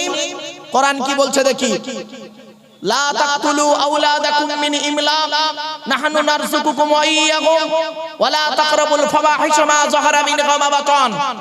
সেখানে বলা হয়েছে 8 নম্বর পারায় সূরা আনামের 151 নম্বর আয়াতে বলা হয়েছে, তোমরা তোমাদের সন্তানদেরকে খাওয়াবার ভয়ে হত্যা করো না। এখানে অনেক নারী পুরুষ বসে আছে, অনেক নারী পুরুষ দাঁড়িয়ে বসে আছে, হিন্দু মুসলিম, সন্তান হত্যা করেছে। স্বামী স্ত্রী আনন্দ ফুর্তি করলো, বাপের স্ত্রীর পেটে বাচ্চা এসে গেছে, দুজনে মিলে যুক্তি করলে এই বাচ্চাটা নেওয়া যাবে না, এ বাচ্চাকে মেরে দাও। 499 টাকা দামের ট্যাবলেট খাইয়ে ইনজেকশনের মাধ্যমে, ওয়াশের মাধ্যমে বাচ্চা মেরে দিয়েছেন। কোরআন বলছে লা তাকতুলু আওলাদাকুম মিন খাশিয়াতি ইমলাক, তোমরা তোমাদের সন্তানদেরকে খাওয়াবার ভয়ে হত্যা করো না। নাহনু নারযুকুকুম ওয়া ইয়্যাহুম, আমি সৃষ্টিকর্তা, তাদেরও খাওয়াই তোমাদেরও খাওয়াই। সন্তান হত্যা হলো পৃথিবীর সবথেকে নিকৃষ্ট কাজ। এখানে কত মানুষ বসে আছে, সন্তান হত্যা করে বসে আছে, ডাইরেক্ট ইনডাইরেক্ট। চলুন ওই সমস্ত মৃত সন্তানদেরকে পরকালে সৃষ্টিকর্তা তুলবে, জীবিত করে জিজ্ঞাসা করবে, ওয়াইজাল মাউউদাতু সুইলা বিআইয়ি যামবিন কুতিলা, ওই সমস্ত মৃত সন্তানদেরকে সৃষ্টিকর্তা জীবিত করে জিজ্ঞাসা করবে, এই মা বোনেরা ভালো করে শুনে নাও, ওই সমস্ত জীবিত ওই সন্তানদেরকে মাসুম মাসুম বাচ্চাদেরকে জিজ্ঞাসা করবে, ওয়াইজাল মাউউদাতু সুইলাত বিআইয়ি যামবিন কুতিলাত, তোমাদের পিতামাতা তোমাদের কোন অন্যায়ের কারণে হত্যা করেছিল? ওই মাসুম মাসুম বাচ্চারা বলবে, ওগো দয়াময়, আমরা হত্যা হতে চাইনি, আমাদের বাপ আর মা আনন্দ ফুর্তি করলো, বাপের পিষ্ট হতে মায়ের পেটে এলাম, বাপ আর মা দুজনে মিলে যুক্তি করে 499 টাকা দামের ট্যাবলেট খাইয়ে ইনজেকশনের মাধ্যমে আমাদেরকে মেরে দিয়েছে। আজকের দিনে যদি জাহান্নাম বা নরকে যদি দিতে হয়, তাহলে ওই বাপ আর মায়ের বিচারটা আগে করো, তারপরে আমার বিচার যা হয় করিও। এখানে যারা বসে আছেন দেখে মনে হচ্ছে ফেরেশতা, গালে দাড়ি পেকেছেন, পেকে গেছে দাড়ি, এখন দাড়ি পেকে গেছে, 50 বছর বয়স হয়ে গেছে, মানে ভাববেন না ফেরেশতা হয়ে গেছেন। অতীতটাকে একবার চিন্তা করুন, যখন আপনার বয়স 20 বছর ছিল, এই দিলীপ কুমার এলাকার বাদুড়িয়ার কত নারী সুন্দরী নারীরা তোমার চোখ থেকে ফাঁক যায় নাই। হে নারী, হে পুরুষ, তুমি বহু ব্যভিচার পাপ কাজে লিপ্ত হয়েছো। ছোট্ট একটা উদাহরণ দিচ্ছি, 1990 সালের কথা বলছি। আমার পাশে এক বয়োজ্যেষ্ঠ লোক বসে আছেন, ও পাশেও একজন বয়োজ্যেষ্ঠ লোক বসে আছেন। 1990 সালের কথা বলছি। 1990 সালের সময় ছেলেরা প্রেম করত, ছেলে মেয়ে প্রেম করত। আমাদের ছোটবেলায় দেখেছি ছেলে মেয়েরা প্রেম করত। তো প্রেম করতে গিয়ে কিসের মাধ্যমে প্রেম করত? চিঠির মাধ্যমে প্রেম করত। চিঠি। এখন চিঠির মাধ্যমে আর প্রেম হয় না, এখন মোবাইলে, আধুনিক বিজ্ঞানের যুগে মোবাইলের মাধ্যমে প্রেম হয়। ভালো কথা। তখন প্রেম করত যুবক ছেলে যুবতী মেয়ে, আর এখন প্রেম করছে কি শুনবেন, দু ছেলের মা 4 ছেলের বাপের সঙ্গে পালাচ্ছে। ঠিক না বেঠিক? কি হিন্দু কি মুসলিম, দু ছেলের মা 4 ছেলের বাপের সঙ্গে চলে যাচ্ছে। ছি ছি ছি ছি ছি, লজ্জা করা উচিত। কি হিন্দু কি মুসলিম। শুধু তাই নয়, আরো দেখেন যুবক ছেলেরা এরা আবার প্রেম করে কাদের সাথে জানেন? বেশিরভাগ যুবক ছেলে যুবতী মেয়ের সঙ্গে প্রেম করতে ভালোবাসে না, পাড়ার বৌদি আর ভাবিদের ধরেছে। বাস্তবটাই বললাম, হয়তো শুনতে কথাটা খারাপ লাগলো, কিন্তু বাস্তব কথা। এজন্য আমি হিন্দু মুসলিম যুবকদেরকে বলবো, হে যুবক তুমি ফিরে এসো, হে যুবক তুমি ফিরে এসো, হে যুবতী নারী তুমি ফিরে এসো, যুবতী নারী তুমি ফিরে এসো, পাপ থেকে ফিরে এসো। একদিন তোমাকে শুতে হবে, একদিন তোমাকে মৃত্যুবরণ করতে হবে। চলো, সৃষ্টিকর্তা বলছে আমার নিদর্শনগুলো দেখ, আর একবার আমাকে সৃষ্টিকর্তা বলে ডাক দে, আমি তোর ডাকে সাড়া দেব। জোরে বলুন সুবহানাল্লাহ। আমার বাপেরা, এতক্ষণ আমি আপনাদেরকে জাস্ট আমার 8টা-10টা টাইম ছিল, প্রায় 9:45 পার হয়ে গেছে, আর কয়েক মিনিট আমি কমিটির কাছ থেকে নিচ্ছি সময়। আচ্ছা শোনেন, চলেন, এতক্ষণ আপনাদেরকে সৃষ্টিকর্তা সম্পর্কে সংক্ষিপ্ত ধারণা আপনাদেরকে দিলাম। এবার আসছি নবীদের আলোচনায় যাব। নবীদের আলোচনা তার আগে একবার কালেমায়ে তৈয়বা পড়ে নিন। লা ইলাহা ইল্লাল্লাহ, লা ইলাহা ইল্লাল্লাহ, লা ইলাহা ইল্লাল্লাহু মুহাম্মাদুর রাসূলুল্লাহ।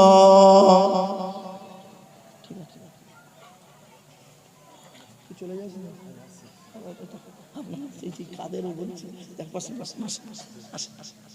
আমার বাপেরা, নবী সম্পর্কে আলোচনা এবার আমি আপনাদের কাছে করব। শুনে নিন, আল্লাহ সম্পর্কে কিছু আলোচনা করেছি এতক্ষণ, নবী সম্পর্কে আপনাদের কাছে কিছু আলোচনা করছি। শুনে নিন, খুব গুরুত্বপূর্ণ কথা। আচ্ছা বাবা, নবীদের পরিচয় কটা বলেছিলাম? 3টে। কি কি? 1 নাম্বার, যিনি নবী হবেন তার চরিত্র উত্তম হতে হবে। পৃথিবীতে যত নবী এসেছেন প্রত্যেক নবীর চরিত্রকে আল্লাহ পাক উত্তম করে পাঠিয়েছে। জোরে বলুন সুবহানাল্লাহ। 2 নাম্বার, যিনি নবী হবেন তার উপরে আল্লাহর তরফ থেকে ওহী নাযিল হতে হবে। 3 নাম্বার, যিনি নবী হবেন তার দ্বারা অলৌকিক ঘটনা ঘটতে হবে, একটা হোক বা 50টা হোক। পৃথিবীতে যত নবী এসেছেন প্রত্যেক নবীর মাধ্যমে আল্লাহ পাক 1 থেকে 50টার ভিতরে অলৌকিক ঘটনা দেখিয়েছেন, যাকে বলে মুজিজা। কিন্তু আমার নবী বিশ্ব নবী মুহাম্মদ সাল্লাল্লাহু আলাইহি ওয়াসাল্লামের মাধ্যমে আল্লাহ পাক 1000-এরও বেশি মুজিজা দিয়েছেন। জোরে বলুন সুবহানাল্লাহ। সেই 1000 মুজিজার ভিতরে সর্বশ্রেষ্ঠ এই কোরআনুল মাজিদ। শুনে নিন, এই কোরআনে লেখা আছে নামাজের কথা কোরআনে আছে 82 জায়গায়। কত জায়গায়? 82 জায়গায়। আর লেখাপড়ার কথা কোরআনে আছে 92 জায়গায়। লেখাপড়ার কথা কোরআনে আছে 92 জায়গায়। অনুরোধ করে আপনাদের বলে যাচ্ছি, লেখাপড়ার গুরুত্ব দিন। প্রফেট মুহাম্মদ সাল্লাল্লাহু আলাইহি ওয়াসাল্লাম বলেছেন, উতলুবুল ইলমা মিনাল মাহদি ইলাল লাহাদ, দোল্লা থেকে নিয়ে কবর পর্যন্ত লেখাপড়া শেখো। লেখাপড়া যদি আপনার ভিতরে থাকে, সত্যিকারের জ্ঞান যদি থাকে, ওই টুকরি করা চুরি করা জ্ঞান যদি থাকে, আপনি নিজেই নিকৃষ্ট আর মানুষকে নিকৃষ্টই করবেন। আপনি নিজে খারাপ, মানুষকে খারাপ করেই ছাড়বেন। আর যদি সত্যিকারের বিদ্যা, প্রকৃত বিদ্যা আপনার ভিতরে থাকে, তাহলে আপনার ভিতরে একটা জ্যোতি থাকবে, আর আপনার দ্বারাই মানুষ জ্যোতি পাবে, আলো পাবে। ঠিক না বে ঠিক? চলুন, আমরা যে নবীর উম্মত, তার নাম হলো প্রফেট মুহাম্মদ সাল্লাল্লাহু আলাইহি সাল্লাম, তাই তো নাকি? চলুন, আচ্ছা, মুহাম্মদ সাল্লাল্লাহু আলাইহি সাল্লাম কোন বংশে জন্মগ্রহণ করেছেন? কুরাইশ বংশে। কুরাইশটা কে? শুনে নিন। মুহাম্মাদের বাপের নাম আব্দুল্লাহ, আব্দুল্লাহর বাপের নাম আব্দুল মুত্তালিব, আব্দুল মুত্তালিবের বাপের নাম আব্দে মান্নাফ, আব্দে মান্নাফের বাপের নাম হাশেম, হাশেমের বাপের নাম কুসাই, কুসাইয়ের বাপের নাম কিলাব, কিলাবের বাপের নাম মুররা, মুরার বাপের নাম লুবাই, লুবাইয়ের বাপের নাম কাব, কাবের বাপের নাম গালিব, গালিবের বাপের নাম ফিগির, ফিগির থেকে কুরাইশ বংশ এসেছে। নবীর বাপের নাম আব্দুল্লাহ, মায়ের নাম আমিনা, দাদার নাম আব্দুল মুত্তালিব, দাদির নাম হলো নেতিলা বিনতে খব্বাব ব্র্যাকেটে ফাতেমা, কেউ বলেছেন সামিরা। নবীর নানার নাম হলো আব্দুল ওয়াহাব জুহরি, নবীর নানির নাম হলো বারিরা বা বাররা, নবীর দুধমার নাম হলো হালিমা, নবীর দুধ বাপের নাম হলো হারেস, নবীর দুধ ভাইয়ের নাম আব্দুল্লাহ, নবীর বাপের নাম আব্দুল্লাহ, নবীর দুধ ভাইয়ের নাম আব্দুল্লাহ। দুটো জনে এক করে ফেলবেন না। নবীর জন্ম 570 খ্রিস্টাব্দে। ইংরেজি কি মাস ছিল? 29 আগস্ট। আরবি মাস ছিল রবিউল আউয়াল মাস। 12 তারিখ মতান্তরে 9 তারিখ সোমবার শবে সাদেকের সময় আরবের মক্কা নগরে কুরাইশ বংশে নবীর জন্ম। নবীর বাপেরা হলো 10 ভাই, নবীর মায়েরা হলো 19 বোন। নবীর বাপেরা 10 ভাই, নবীর মায়েরা 19 বোন। নবীর ফুপু, ফুপু ফুপু মানে পিতা, বাপের বোনকে আপনারা কি বলেন? নবীর ফুপু হলো 6টা। কটা? 6টা। আর নবীর ছেলে মেয়ে হলো 7টা। সব বলে দিচ্ছি, শুনে নিন। নবীর বাপেরা 10 ভাই, তার মধ্যে নবীর 9টা চাচা, 18টা খালা। 9টা চাচার নাম কি? শুনে নিন। বড় চাচার নাম হলো হারেস। কি বললাম? হারেস, জুবায়ের, মুকাইয়িম, ফাইদাক, জাইদাক, আবু লাহাব। আবু লাহাব নবীর নিজের চাচা। আবু লাহাব, হামজা, আব্বাস, আবু তালিব, নবীর বাপ আব্দুল্লাহ। কই এখানে আবু জাহালের নাম তো নেই। তাহলে বোঝা গেল আবু জাহাল নবীর চাচা নয়। অনেক ব্যক্তি তারা বক্তব্য করতে করতে বলেন আবু জাহাল নাকি নবীর চাচা। খবরদার বলবেন না, আবু জাহাল নবীর চাচা নয়। তাহলে আবু জাহালটা কে? ওর পরিচয়টা কি? আবু মানে পিতা, জাহাল মানে মূর্খ, মূর্খের পিতা। ঠিক আছে? ওর পরিচয় কি? ওর অরিজিনাল নাম হলো আমের বিন হিশাম। কি বললাম? আমের বিন হিশাম। ওর বাড়ি হলো সিরিয়ায়। ওর বাপ হলো একজন মেথর, মা হলো চরিত্রহীনা নারী। আর নবী ওর লানতের সার্টিফিকেট দিল মূর্খের পিতা। তাহলে কি দাঁড়ালো? যার নাম হলো আমের বিন হিশাম, যার বাড়ি হলো সিরিয়ায়, বাপ হলো মেথর, মা হলো চরিত্রহীনা নারী, আর নবী তার লানতের সার্টিফিকেট দিল মূর্খের পিতা। তুমি বক্তাটাকে নবী চাচা বলে ওয়াজ করলে, আর জনগণ তোমার কথাই সুবহানাল্লাহ বললো। একটু বিবেককে প্রশ্ন করুন। বাপেদের অনুরোধ করে বলে যাচ্ছে আবু জাহাল নবীর চাচা নয়। চলুন, প্রফেট মুহাম্মদ সাল্লাল্লাহু আলাইহি ওয়াসাল্লাম, হিন্দু মুসলিম যারা বক্তব্য শুনছেন ভাইরা, প্রফেট মুহাম্মদ কাদের নবী? আচ্ছা, নবী মুহাম্মদ সাল্লাল্লাহু আলাইহি ওয়াসাল্লাম কাদের নবী? জোরে বলুন। সবার নবী। তার দলিল কি? এই কোরআন। এই কোরআনই আছে। আল্লাহ বলছেন 9 নম্বর পারা 9 নম্বর পৃষ্ঠার 11 নম্বর লাইন, সূরার নাম সূরা আরাফ, আল কোরআন। কুল, নবী তুমি বলো, ইয়া আইয়ুহান নাস, হে মানব জাতি। আবার সেই হিন্দু মুসলমান আল্লাহ পার্থক্য করেনি। হে মানব জাতি, কুল ইয়া আইয়ুহান নাস, নবী তুমি বলো, হে মানব জাতি, ইন্নী রাসূলুল্লাহি ইলাইকুম জামিয়া, মুহাম্মদকে আল্লাহ বিশ্বের কুল কায়নাতের রাসূল করে পাঠিয়েছে। জোরে বলুন সুবহানাল্লাহ। তাহলে মুহাম্মদ সাল্লাল্লাহু আলাইহি ওয়াসাল্লামকে নিয়ে হিন্দু, মুসলিম, জৈন, ব্রাহ্মণ, খ্রিস্টান সকলে গবেষণা করতে পারেন। আমি সকল ধর্মের মানুষদেরকে আমি আহ্বান করছি, আপনারা পবিত্র কোরআনের বাংলা অর্থ, অনুবাদ, ব্যাখ্যাগুলো পড়ুন। শুধু তাই নয়, মুহাম্মদ সাল্লাল্লাহু আলাইহি ওয়াসাল্লামের জীবনীটা আপনারা বাংলায় বের হয়ে গেছে, সেগুলো পড়ুন, পড়লেই বুঝতে পারবেন। চলুন কয়েক কটা উদ্ধৃতি আমি আপনাদেরকে পেশ করছি। এক নাম্বার, প্রফেট মুহাম্মদ সাল্লাল্লাহু আলাইহি সাল্লাম সাধারণ মানুষের মতো তিনি একজন মানুষ ছিলেন না, পার্থক্য ছিলেন। তিনি মানুষ ছিলেন, আমি অস্বীকার করি না তিনি মানুষ নন, তিনি মানুষ, তিনি বাশার, তবে লাইসা কাল বাশারি। মুহাম্মদ সাল্লাল্লাহু আলাইহি ওয়াসাল্লাম বাশার, মুহাম্মাদুন বাশারুন, মুহাম্মদ সাল্লাল্লাহু আলাইহি ওয়াসাল্লাম একজন মানুষ, লাইসা কাল বাশারি, আমার আপনার মতো কোয়ালিটি কোয়ান্টিটির মানুষ তিনি ছিলেন না। ইয়াকুতুন হাজারুন, ইয়াকুত একটা পাথর, লাইসা কাল হাজারি, সাধারণ পাথরের মতো পাথর নয়। আপনারা হাতে আংটি ব্যবহার করেন, আংটিতে পাথর থাকে, আর বালির ভিতরেও পাথর পাওয়া যায়। ও পাথর, ইও পাথর, দুটো কিন্তু এক নয়। অনুরোধ করে বলছি, মাঠে ফসল ফলানোর জন্য আপনারা ইউরিয়া বলে একটা সার ব্যবহার করেন, ইউরিয়া দেখেছেন তো? আর হোমিওপ্যাথি ওষুধ দেখেছেন? দুধ থেকে দুটো দেখতে এক লাগে না? দুটো খেয়ে দেখবেন, একটা খেলে সারবে, অপরটা খেলে সরবে। পার্থক্য এই জায়গাটায়। জ্ঞানীগুণী বুদ্ধিজীবী মানুষ, চলুন টু দি পয়েন্টের উপরে দু একটা কথা নবী সম্পর্কে বলে দিচ্ছি। প্রফেট মুহাম্মদ সাল্লাল্লাহু আলাইহি সাল্লাম তিনি যেদিন মায়ের পেট থেকে পৃথিবীর মুখ দেখলেন, সেই দিন ওই ঘরের ভিতরে চারটে অলৌকিক ঘটনা ঘটিয়েছিলেন। আমার ইচ্ছা ছিল আজকের এখানে কোরআনের একটি সূরা তাফসীর করব, কিন্তু পরিস্থিতি আমাকে সামাল দিল না, পরিস্থিতি আমাকে সুযোগ দিল না। সেই জন্য আমাকে করতে হলো কি, হিন্দু মুসলিম মিক্সড বক্তব্য এখানে করতে হলো। চলো এবার আসছি, কথাগুলো একটু ফলো করবেন। সৃষ্টিকর্তা আমাদের দুটো হাত দিয়েছে, তাই তো? হাতগুলো একটু ছেড়ে দেন তো দয়া করে প্রত্যেকেই। প্রত্যেকের হাতগুলো দেখুন, আঙুলগুলো মোড়া, কারোর হাত এমন নেই। চ্যালেঞ্জ, প্রেসার দিলে এমন হবে, নইলে এমন কেন? কোনোদিন ভাবলেন না? শুনে নিন, মানুষের জন্মগতভাবে হাত আসে মোড়া কেন? আদম নবীকে সৃষ্টিকর্তা যেদিন তৈরি করেছিলেন, আদমের হাত দুটো ছিল মুঠো মারা। সৃষ্টিকর্তা বললেন, আদম হাত দুটো খোলো। আদম হাত দুটো খোলে, দুই হাতের তলায় দেখতে পেলেন নারী আর পুরুষ। সৃষ্টিকর্তাকে আদম জিজ্ঞাসা করলেন, ওগো দয়াময়, এরা কারা? সৃষ্টিকর্তা বললেন, আদম ওরা সব তোমার ছেলে মেয়ে।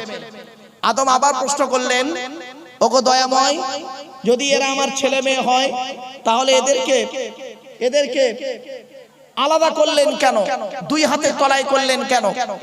বলা হলো, বাম হাতের তলায় যাদের দেখতে পাচ্ছ ওরা সব জাহান্নামী, নরকবাসী, আর ডান হাতের তলায় যাদের দেখতে পাচ্ছ ওরা সব জান্নাতি বা স্বর্গবাসী।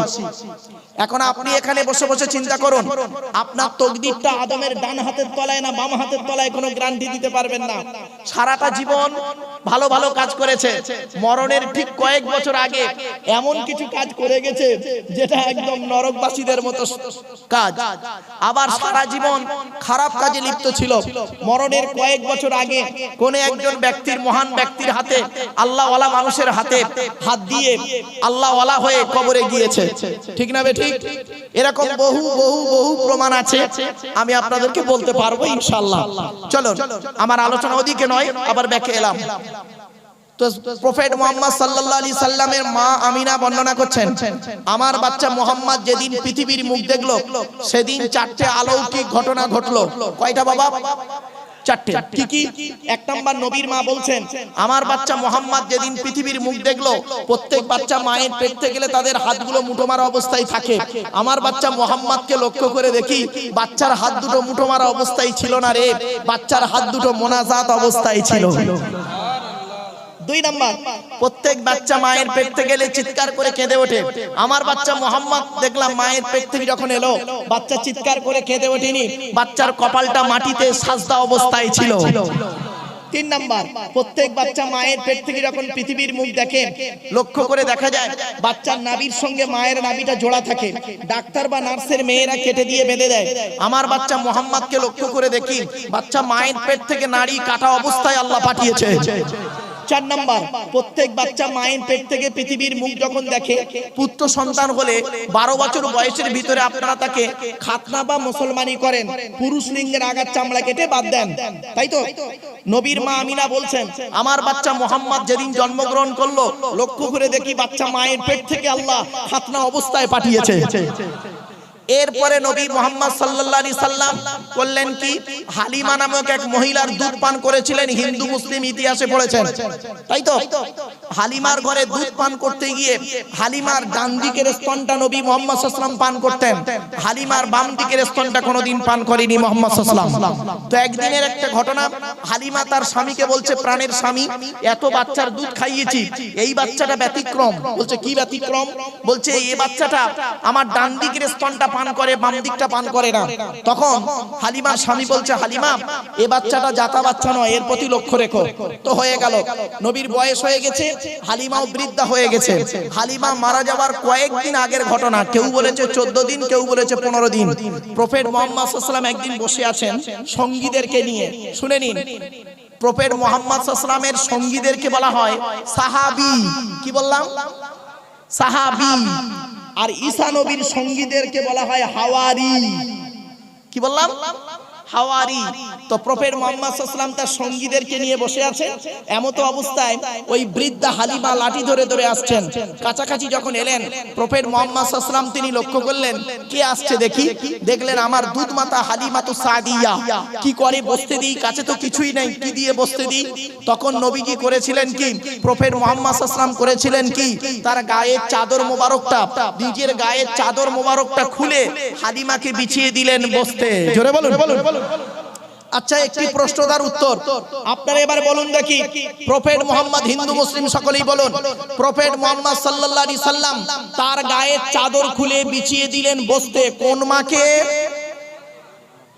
কোন মা? দুধ মা, নিজের মা নয়। নিজের মা তো 6 বছর বয়সে মারা গেছে, নিজের মা নয়, দুধ মাকে বসতে দিয়েছেন গায়ের চাদর খুলে। আরে বাদুড়িয়ার মুসলমানেরা, খারাপ সেন্স নেবেন না। বাদুড়িয়ার মুসলমানেরা, তোমাদের নবী করেছেন কি, তার গায়ের চাদর খুলে দুধ মাকে বিছিয়ে দিয়েছে বসতে। আর তুমি কি করেছো? তুমি কি করেছো? তুমি ঘুমাও খাটে গদিতে, তোমার বুড়ো বুড়ি বাপ আর মা ঘুমায় মাটিতে চ্যাটায়ে। তুমি আবার বলো আমি একজন নামাজি মুসল্লি মুসলমান। ছি ছি ছি ছি ছি ছি, লজ্জা করা উচিত। বিবেককে প্রশ্ন করো, তোমার নবী করেছে কি, তার গায়ে চাদর খুলে দুধ মাকে বিছিয়ে দিয়েছে বসতে। আর তুমি করেছো কি, তুমি ঘুমাও খাটি, দামি দামি বিছানায় ঘুমাও, তোমার বুড়ো বুড়ি বাম্মা ঘুমায় চ্যাটায়ে মাটি। চ্যাটাই বলে তো? হ্যাঁ, চ্যাটাই বোঝো তো? চ্যাটায়ে মাটিতে। শুনে রেখে দিন, এই হিন্দু মুসলমান, মায়ের ছোট্ট পেটে, মায়ের ছোট্ট পেটে ছেলের জায়গা হয় 10 মাস 10 দিন, আর ছেলের 10 তলা বিল্ডিং এ অভাগিনী মায়ের একটু শোয়ার জায়গা হয় না। ঠিক না বে ঠিক? এই জন্য বলে যাচ্ছি, আল্লাহর নবীদের পরই স্থান হলো বাপ আর মায়ের। আল্লাহর নবীদের পরই স্থান হলো বাপ আর মায়ের। বাপের প্রতি ভক্তি শ্রদ্ধা নাই, মায়ের প্রতি ভক্তি শ্রদ্ধা নাই। তুমি আমার বক্তব্য শুনবে? ছি ছি ছি ছি ছি, it is very impossible matter. চলুন এগিয়ে যাচ্ছি বাপ। এবার আসছি, প্রফেট মুহাম্মদ সাল্লাল্লাহু আলাইহি ওয়াসাল্লামকে প্রশ্ন করছে হালিমা, বাবা মুহাম্মদ একটা প্রশ্ন করব। কি মা? বলছে বাবা, তোমার মা আমিনা যখন তোমাকে আমার কোলে দিল দুধ খাওয়ানোর জন্য, সেই দিন থেকে তুমি যতদিন দুধ পান করেছো আমার ডান দিকের স্তনটা পান করেছো বাবা, বাম দিকটা কোনোদিন পান করোনি কেন বাবা? আমার নবী নিজের থেকে কোনো কথা বলতেন না, মা ইয়ানতুকু আনিল হাওয়া ইন হুয়া ইল্লা ওয়াহিয়ুন ইউহা। নবী চুপ করে আছেন। কিছুক্ষণ পরে নবীজি মাথাটা তুলে বলছে, মা, সৃষ্টিকর্তা আল্লাহ পাক আমাকে আপনার ডান দিকের স্তনটা পান করিয়েছেন, তাই পান করেছি, বাম দিকটা পান করায়নি, তাই পান করিনি। তো বলছে বাবা ওটা তো শেষ কথা, কারণটা কি? কারণটা কি? বলেছিলেন, মা আমি আপনার ডান দিকের স্তনটা পান করতাম, আমার দুধ ভাই আব্দুল্লাহ আপনার পেটের ছেলে, সে বাম দিকটা পান করত। আমি যদি সাধারণ ছেলেদের মতো ডান দিক বাম দিক দুটোই পান করতাম, ভাইয়ের হক মারা হতাম। মুহাম্মদকে আল্লাহ কোনদিন মায়ের পেট থেকে ভাইয়ের হক মারতে পাঠায়নি। জোরে বলুন এ মুসলমান, সুবহানাল্লাহ তো বললে জোরে। বিবেককে প্রশ্ন করো, তুমি কি করেছো? তুমি কি করেছো? বাপ মারা গেছে, বাপ মারা গেছে, বড় ভাই বেঁচে আছে, ছোট ছোট ভাইদের সম্পত্তি নিজের নামে রেকর্ড করে নিয়ে বসে আছে, উনি আবার হাজী সাহেব, মৌলানা সাহেব। শুধু তাই নয়, কোরআন বলছে, কোরআন বলছে শুনে রেখে দিন, কবরে গেলে কিয়ামতের মাঠে দুটো প্রশ্ন হবে। আল্লাহর তরফ থেকে প্রথম প্রশ্ন হবে আল্লাহর হক, আর বান্দার তরফ থেকে প্রশ্ন হবে বান্দার হক। আল্লাহর তরফ থেকে যে প্রশ্ন হবে সে প্রশ্নটা থাকবে নামাজ পড়েছিস কিনা, রোজা রেখেছিস কিনা, ইত্যাদি ইত্যাদি। আর বান্দার তরফ থেকে যে প্রশ্নটা করা হবে, তুই তোর আত্মীয়তার বন্ধন বিচ্ছেদ করেছিলিস না আত্মীয়তার বন্ধনকে ঠিক রেখেছিলিস, তোর ভাইয়ের সঙ্গে তোর সম্পর্ক ভালো ছিল, এইটাই তোর বিচার হবে। অনুরোধ করে আপনাদের বলে যাচ্ছি, প্রফেট মুহাম্মদ সাল্লাল্লাহু আলাইহি সাল্লাম বলেছেন, মান কানা ইউমিনু বিল্লাহি ওয়াল ইয়াউমিল আখির ফালা ইউজি জারাহু। প্রফেট মুহাম্মদ সাল্লাল্লাহু আলাইহি সাল্লাম বলেছেন, যে ব্যক্তি 100% পরকালকে বিশ্বাস করতে চায়, সৃষ্টিকর্তাকে 100% বিশ্বাস করতে চায়, সে যেন পাড়া প্রতিবেশীর উপকার করে। কি হিন্দু কি মুসলিম দেখার কোনো দরকার নেই। আহসিন ইলা জারিকা, নবী বলেছেন আহসিন ইলা জারিকা তাকুম মুমিনান, প্রতিবেশীর উপকার করো তবেই তুমি মুমিন মুসলমান। হে মুসলমান, হে মুসলমান, তোমার বাড়িতে একটা গাড়ি আছে, 4 চাকা গাড়ি, তোমার পাশের বাড়ি হিন্দু একজন বন্ধু, তার স্ত্রীর পেটের বাচ্চা প্রসব বেদনায় ছটফট করছে, তোমার বাড়ির গাড়িটা বের করে তাকে নিয়ে হসপিটালে ছোট, আল্লাহকে ওই জায়গায় পেয়ে যাবে, ওই জায়গায় আল্লাহকে পাবে। শুধু তাই নয়, নবীজি বলেছেন লাইসাল মুমিনুল্লাযী ইয়াসমাউ ওয়া জারুহু জাইউন ইলা যামবিহি। নবী করিম সাল্লাল্লাহু আলাইহি সাল্লাম বলেছেন, তুমি আলাও পোলাও করে খাও, পাশের গরীব ভাইটা অনাহারে পড়ে থাকে, ওই ব্যক্তি কোনোদিন মুসলমান বলে দাবি করতে পারে না। কিছু বুঝতে পারছেন? আরেকটা কথা আপনাদের বলে যাচ্ছি, হিন্দু মুসলিম, আমি জানি আমি যে জায়গায় বসে বক্তব্য রাখছি, আমার এই বক্তব্যগুলো যেহেতু আমি একজন ওয়ার্ল্ড হিউম্যান রাইটস কাউন্সিলের একজন ন্যাশনাল প্রেসিডেন্ট, আমার বক্তব্যকে নিয়ে অনেক চিন্তা ভাবনা চলবে। শুনে রেখে দিন, ইসলাম ধর্মের মানবতাটা কি, প্রফেট মুহাম্মদ সাল্লাল্লাহু আলাইহি ওয়াসাল্লামের মানবতাটা কেমন শুনে নিন।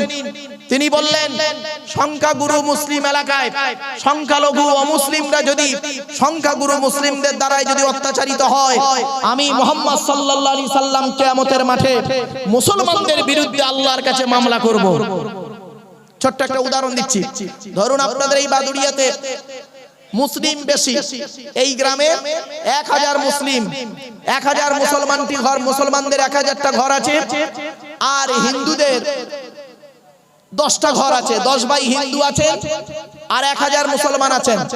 আপনারা করলেন কি, ধরুন উদাহরণ দিচ্ছি, আপনারা করলেন কি, একদম ওই 10টা হিন্দু ভাইকে মেরে হাড় গুড়িয়ে দিয়ে গাড়ি বাড়ি বাড়ি সব পুড়িয়ে দিলেন, ছাই করে দিলেন, মনে করলেন আপনারা স্বর্গবাসী হয়ে গেলেন নাকি? এত সোজা নয়। মুহাম্মদ সাল্লাল্লাহু আলাইহি ওয়াসাল্লাম বলেছেন, এইখানে কিয়ামতের মাঠে তোমরা যদি পৃথিবীতে যদি তোমরা অন্যায় ভাবে কোনো মুসলিমের প্রতি অত্যাচার করো, তাহলে মনে রাখবে কিয়ামতের মাঠে আমি মুসলমানদের বিরুদ্ধে আল্লাহর কাছে মামলা করব। এই হলো বিশ্ব নবী, এই হলো বিশ্ব নবী। মানবতার সবথেকে বড় পরিচয় তিনি দিয়ে গেলেন। এ বন্ধু, চলুন এগিয়ে যাচ্ছি। সেই প্রফেট মুহাম্মদ সাল্লাল্লাহু আলাইহি ওয়াসাল্লাম বলেছেন, তোমার গ্রামে যদি কোনো মানুষ অসুস্থ হয়, তোমার গ্রামে যদি কোনো মানুষ অসুস্থ হয়, তুমি খবর পেয়েছো অমুক মানুষ অসুস্থ আছে, অমুক মানুষ অসুস্থ আছে, কি হিন্দু কি মুসলিম দেখার দরকার নেই, চলে যাও তার বাড়িতে দেখতে যাবে। তুমি যখন থেকে যাবার নিয়ত করবে, তখন থেকে সৃষ্টিকর্তা তোমার জন্য স্বর্গে বা জান্নাতে একটা ঘর তৈরি করে রেখে দেবে। জোরে বলুন। একটা উদাহরণ দিয়ে দিই, মুহাম্মদ সাল্লাল্লাহু আলাইহি ওয়াসাল্লামের কাছে একটা অমুসলিম ছেলে আসতো, মুহাম্মদ সাল্লাল্লাহু আলাইহি ওয়াসাল্লামের কাছে একটা অমুসলিম ছেলে আসতো প্রফেট মুহাম্মদ সাল্লাল্লাহু আলাইহি ওয়াসাল্লামের কথা শোনার জন্য। তো বেশ কয়েকদিন ছেলেটি আসে না, তো মুহাম্মদ সাল্লাল্লাহু আলাইহি ওয়াসাল্লাম তার সঙ্গীদেরকে বলছেন, এই ওই অমুসলিমদের ছেলেটা আর আসছে না কেন? তা বলছে, হুজুর ও ঠিক বলতে পারছি না তো। বলছে, ওর বাড়িটা কোথায় বলতে পারবে? দয়ার নবী কাকে বলে দেখে নি, হিন্দু মুসলিম শিখে নিন মুহাম্মদ সাল্লাল্লাহু আলাইহি ওয়াসাল্লাম ব্যক্তিটা কে। তো বলছেন, বলে ওর বাড়ি অনেক দূর। বলছে, একটু ওর বাড়ির সন্ধানটা আমাকে দেবে, আমি ওর বাড়িতে যাব। মুহাম্মদ সাল্লাল্লাহু আলাইহি ওয়াসাল্লাম করলেন কি, তার বাড়িতে গেলেন। তার বাড়িতে যেতে তার মা হলো অমুসলিম, ছেলেটাও অমুসলিম, বাপ অমুসলিম। ছেলেটির মা বলছে, বাবা আমার কপাল, আমার কপাল, আমার বাড়িতে আল আমিন এসেছে। নবীর একটা নাম ছিল আল আমিন, সত্যবাদী। প্রফেট মুহাম্মদ সাল্লাল্লাহু আলাইহি ওয়াসাল্লাম জীবনে কোনোদিন মিথ্যা কথা বলেনি। আমার বাড়িতে আল আমিন এসেছে, আল আমিন, বসো বাবা, বসো বসো। তখন নবীজি বলেছিলেন, মা আজ আর বসবো না, এসেছি আপনার ছেলের কাছে। আপনার ছেলে কোথায়? বলছে, বাবা কয়েকদিন জ্বরে ভুগছে, ওই ঘরটার ভিতরে আছে। মুহাম্মদ সাল্লাল্লাহু আলাইহি ওয়াসাল্লাম তার কাছে গেলেন, মাথার ধারে বসলেন, বসে বলছেন, দেখো তোমার বিনা অনুমতিতেই তোমার বাড়িতে চলে এসেছি। কেন জানো? তুমি কয়েকদিন আমার কাছে গিয়েছিলে, একটা অন্তরের ভালোবাসা তোমার সঙ্গে জন্ম হয়ে গেছে, এই জন্য তোমাকে কয়েকদিন দেখতে পাইনি, মনটা একটু কাঁদছিল, তাই আমি তোমাকে না জানি তোমার বাড়িতে চলে এসেছি। আজ আসি, আজ উঠলাম, আমার সৃষ্টিকর্তা আল্লাহ পাক চাইলে তোমার শরীরকে ভালো করে দেবে, সময় পেলে আমার এখানে এসো, দেখা করে যেও। এই বলে নবীজি ছেলেটির কাছ থেকে চলে এলেন। ছেলেটি সুস্থ হলো। কয়েকদিন পরে এসে ছেলেটি এসে বলছে কি জানেন? ছেলেটি এসে বলছে, হে আল্লাহর নবী, হে আল্লাহর নবী, আমি তাওরাত কিতাবে পড়েছিলাম, তাওরাত কিতাবে পড়েছিলাম পৃথিবীর শেষ লগ্নে একজন নবী আসবে, তার ভালোবাসা, তার ব্যবহার, তার চরিত্র সারা পৃথিবীর মানুষকে মুগ্ধ করবে। অতএব আপনার ব্যবহার আমার মনকে মুগ্ধ করেছে, আজই আমি ইসলামের কালেমা পড়ে মুসলমান হয়ে গেলাম। এরই নাম ইসলাম। চলো, প্রফেট মুহাম্মদ সাল্লাল্লাহু আলাইহি ওয়াসাল্লাম সম্পর্কে আরো অনেক তথ্য, কটা তথ্য দেব। প্রফেট মুহাম্মদ সাল্লাল্লাহু আলাইহি ওয়াসাল্লাম বলেছেন, ওই ব্যক্তি কোনোদিন মুসলমান বলে দাবি করতে পারে না যে নিজের ভাইয়ের সঙ্গে দ্বন্দ্ব করে থাকে। যে ব্যক্তি 3 দিনের বেশি কথা না বলে একে অপরের সঙ্গে, মুসলমানের সঙ্গে যদি কথা না বলে, ওই ব্যক্তি কোনোদিন মুসলমান বলে দাবি করতে পারে না। 3 দিন তো দূরের কথা, 30 বছর কোনো কথাবার্তা নেই। ভাই ভাই জমি জায়গা নিয়ে ঝগড়া হয়েছে, ভাই ভাই জমি জায়গা নিয়ে ঝগড়া হয়েছে, ভাই কিছু দিলে সেটা ফিরিয়ে দেয়, খবরদার এটা করবেন না। ভ্রাতৃত্ববোধটা হলো সবথেকে ইসলামের বড় জিনিস। আত্মীয়তা বিচ্ছেদ করা হলো হারাম, কোরআনে বলা হয়েছে আত্মীয়তা বিচ্ছেদ কেউ করবেন না। হিন্দু মুসলিম কাঁধে কাঁধ মিলিয়ে চলবেন, একে অপরকে ভালোবাসবেন, একে অপরের বিপদে ঝাঁপিয়ে পড়বেন। দলিল কোরআনে আছে, বাপ ওয়াবুদুল্লাহ ওয়া লা তুশরিকু বিহি শাইয়্যা ওয়া বিল ওয়ালিদাইনি ইহসানা ওয়া বিযিল কুরবা ওয়াল ইয়াতামা ওয়াল মাসাকিন ওয়াল জারি যিল কুরবা ওয়াল জারিল জুনুব ওয়া সাহিবি বিল জামবি ওয়া বিনিস সাবিল ওয়া মা মালাকাত আইমানুকুম।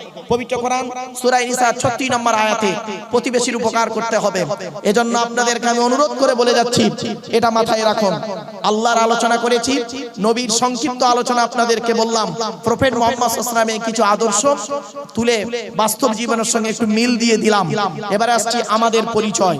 আমাদের পরিচয় কটা বলেছিলাম বাবা? দুটো। কি কি? এই কোরআনই আছে, ওমাই ইউমিন বিল্লাহি ওয়া ইয়ামাল সলিহা, ওমাই ইউমিন বিল্লাহি ওয়া ইয়ামাল সলিহা। পবিত্র কোরআন 28 নম্বর পারা 16 নম্বর পৃষ্ঠা 2 নম্বর লাইন, সূরার নাম সূরা তাগাবুন আয়াত নম্বর 9 আল কোরআন। সেখানে বলা হয়েছে, পৃথিবীতে মানব জাতি তোদের পরিচয় হলো মাত্র দুটো। আমি আল্লাহ আমার পরিচয় 4টে, আমার নবীদের পরিচয় 3টে। আরে মানব জাতি তোদের পরিচয় হলো মাত্র দুটো। কি কি? 1 নাম্বার হলো এই পৃথিবীতে যতদিন বাঁচবি 100%, কত পার্সেন্ট? 100% তোরা সৃষ্টিকর্তা আমি, আমার উপরে ভরসা করবি, আমাকেই বিশ্বাস করবি, 100% আমাকে বিশ্বাস করবি। আমাদের বিশ্বাসটা সৃষ্টিকর্তার উপরে 100% নেই। আমরা বিপদে পড়লে সৃষ্টিকর্তাকে 100% বিশ্বাস করি, আর বিপদ থেকে উদ্ধার হয়ে গেলে সৃষ্টিকর্তাকে আবার ভুলে যাই। ঠিক না ঠিক? প্রমাণ অনেক রয়েছে, অনেক প্রমাণ দিতে পারবো ইনশাআল্লাহ। চলো, 2 নাম্বার হলো কি? ওয়া ইয়ামাল সলিহা। পৃথিবীতে যতদিন বাঁচবি মানুষের উপকার করে যাবি, ভালো কাজ করে যাবি। মানুষের উপকার করতে না পারলে কোনোদিন ক্ষতি করতে যাবি না। মানুষের উপকার করতে না পারলে ক্ষতি করতে যাবি না। কোরআনে বলা হয়েছে, যে ব্যক্তি 100% ঈমান আনবে আর ভালো কাজ করবে, মানে আমিলা সালিহাম মিন যাকারিন আও উনসা ওয়া হুয়া মুমিন। যে ব্যক্তি 100% ঈমান আনবে আর ভালো কাজ করবে, বেটা ছেলে হোক আর মেয়ে ছেলে হোক, ওয়া হুয়া মুমিন, সে হলো মুমিন, বিশ্বাসী। ফালানুহিয়ান্নাহু হায়াতান তাইয়্যিবা। পৃথিবীতে যতদিন বাঁচবে শান্তি সম্মানের সহিত সৃষ্টিকর্তা থেকে যাপন করাবে। জোরে বলুন সুবহানাল্লাহ। আর যদি আপনি 100% বিশ্বাস করেন সৃষ্টিকর্তাকে, আর পৃথিবীতে যতদিন বাঁচবেন যদি ভালো কাজ করে যান, সৃষ্টিকর্তা কোরআনে বলছেন ইন্নাল্লাযীনা আমানু ওয়া আমিলুস সলিহাত কানাত লাহুম জান্নাতুল ফিরদাউস নুজুলা। পারা নাম্বার 16 পৃষ্ঠা 3 লাইন নাম্বার 12 সূরার নাম সূরা কাহফ। বলা হয়েছে 100% যারা ঈমান আনবে, বিশ্বাস করবে সৃষ্টিকর্তাকে, চলতে ফিরতে উঠতে বসতে সবকিছুতেই সৃষ্টিকর্তা থাকবে 100% তার কাছে। আর যে ব্যক্তি পৃথিবীতে ভালো কাজ করবে, এই দুটো কাজ যে ব্যক্তি করবে, পরকালে তার ঠিকানা হবে জান্নাতুল ফেরদাউস, সবথেকে উত্তম স্বর্গ জান্নাতুল ফেরদাউস। জোরে বলুন সুবহানাল্লাহ। অনুরোধ করে বলে যাচ্ছি, এই পৃথিবী শুরু হয়েছে একদিন, এই পৃথিবী ধ্বংস হবে একদিন। এই পৃথিবী শুরু হয়েছে একদিন, এই পৃথিবী ধ্বংস হবে একদিন। এই জীবন শুরু হয়েছে একদিন, এই জীবন শেষ হবে একদিন। ঠিক না বেঠিক? এই জীবন শুরু হয়েছে 150 টাকায়, এই জীবন শেষ হবে 1500 টাকায়। এই বক্তব্যটা আমি করেছিলাম এক জায়গায়। আমার এক বন্ধু কলেজের প্রফেসর সামনে বসে আছে, আমার বক্তব্য শুনবে। আর আমি বক্তব্য করতে করতে যেই বলেছি এই জীবন শুরু হয়েছে 150 টাকায়, এই জীবন শেষ হবে 1500 টাকায়, তখন বন্ধুটি মুচকে হেসে বলছে, ভাই কি বলছেন আপনি, কি বলছেন আপনি? 150 টাকায় আমার জীবন শুরু হয়েছে আর 1500 টাকায় শেষ। আমি বললাম হ্যাঁ। বলছে কি করে? অত লোকের সামনে আমি তখন বলেছিলাম, বন্ধু যেদিন মায়ের পেট থেকে এসেছিলে সেদিন সবথেকে দামি কাপড়টা কে কিনে দিয়েছিল? তা বলছে আমার আব্বা। আমি বললাম তার দাম কত হতে পারে? বলছে 100 থেকে 150 টাকা। আমি বললাম কাপড়টা নিজে পরতে পেরেছিলে? বলছে না না না, তা আবার পারি, অন্যই পরিয়ে দিয়েছিল।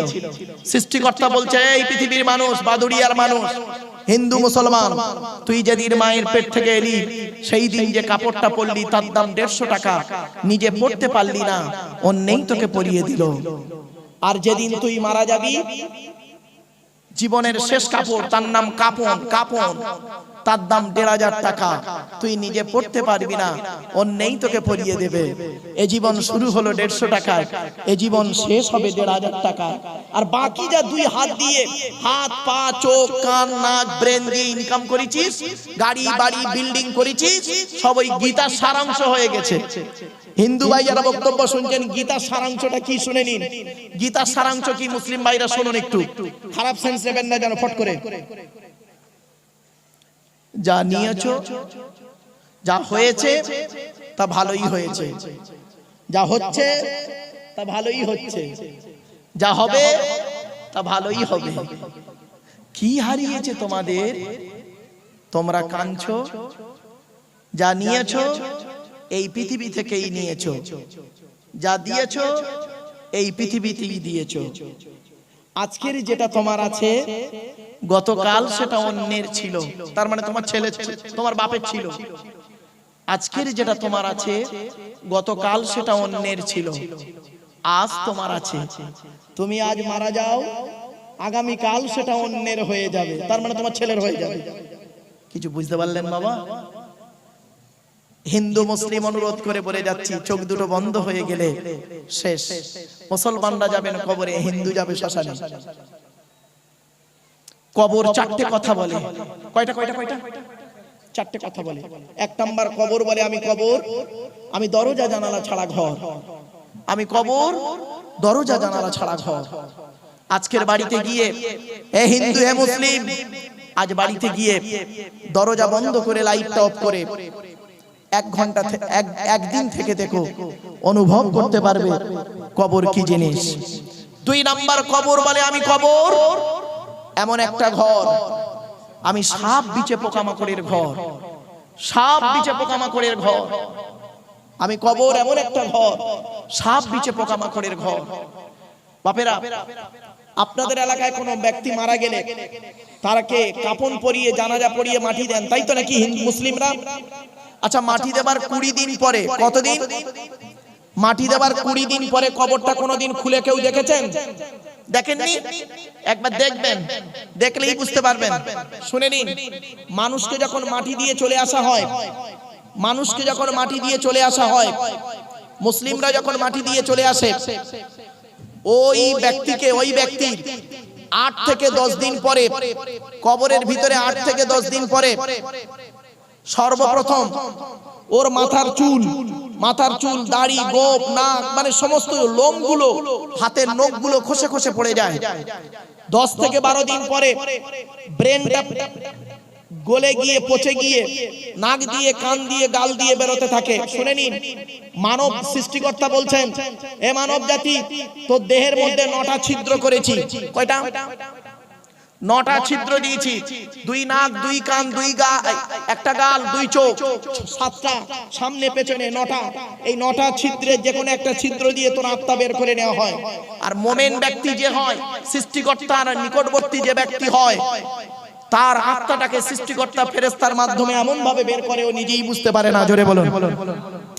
3 নাম্বার হলো কবর। বলে আমি কবর কাউকে চিনি না, কাউকে চিনি না তার আমল ছাড়া।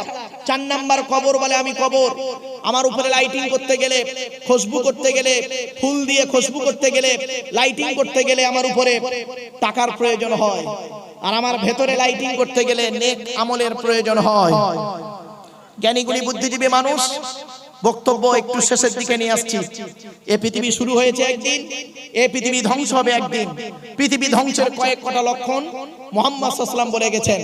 আজ আমি হিন্দু মুসলমান সমন্বয়ে কথাটি বলছি, শুনে নিন। 1 নাম্বার, প্রফেট মুহাম্মদ সাল্লাল্লাহু আলাইহি ওয়াসাল্লাম বললেন, এই পৃথিবী ধ্বংসের প্রথম লক্ষণ হলো বিদ্যা সমাজ থেকে উঠে চলে যাবে।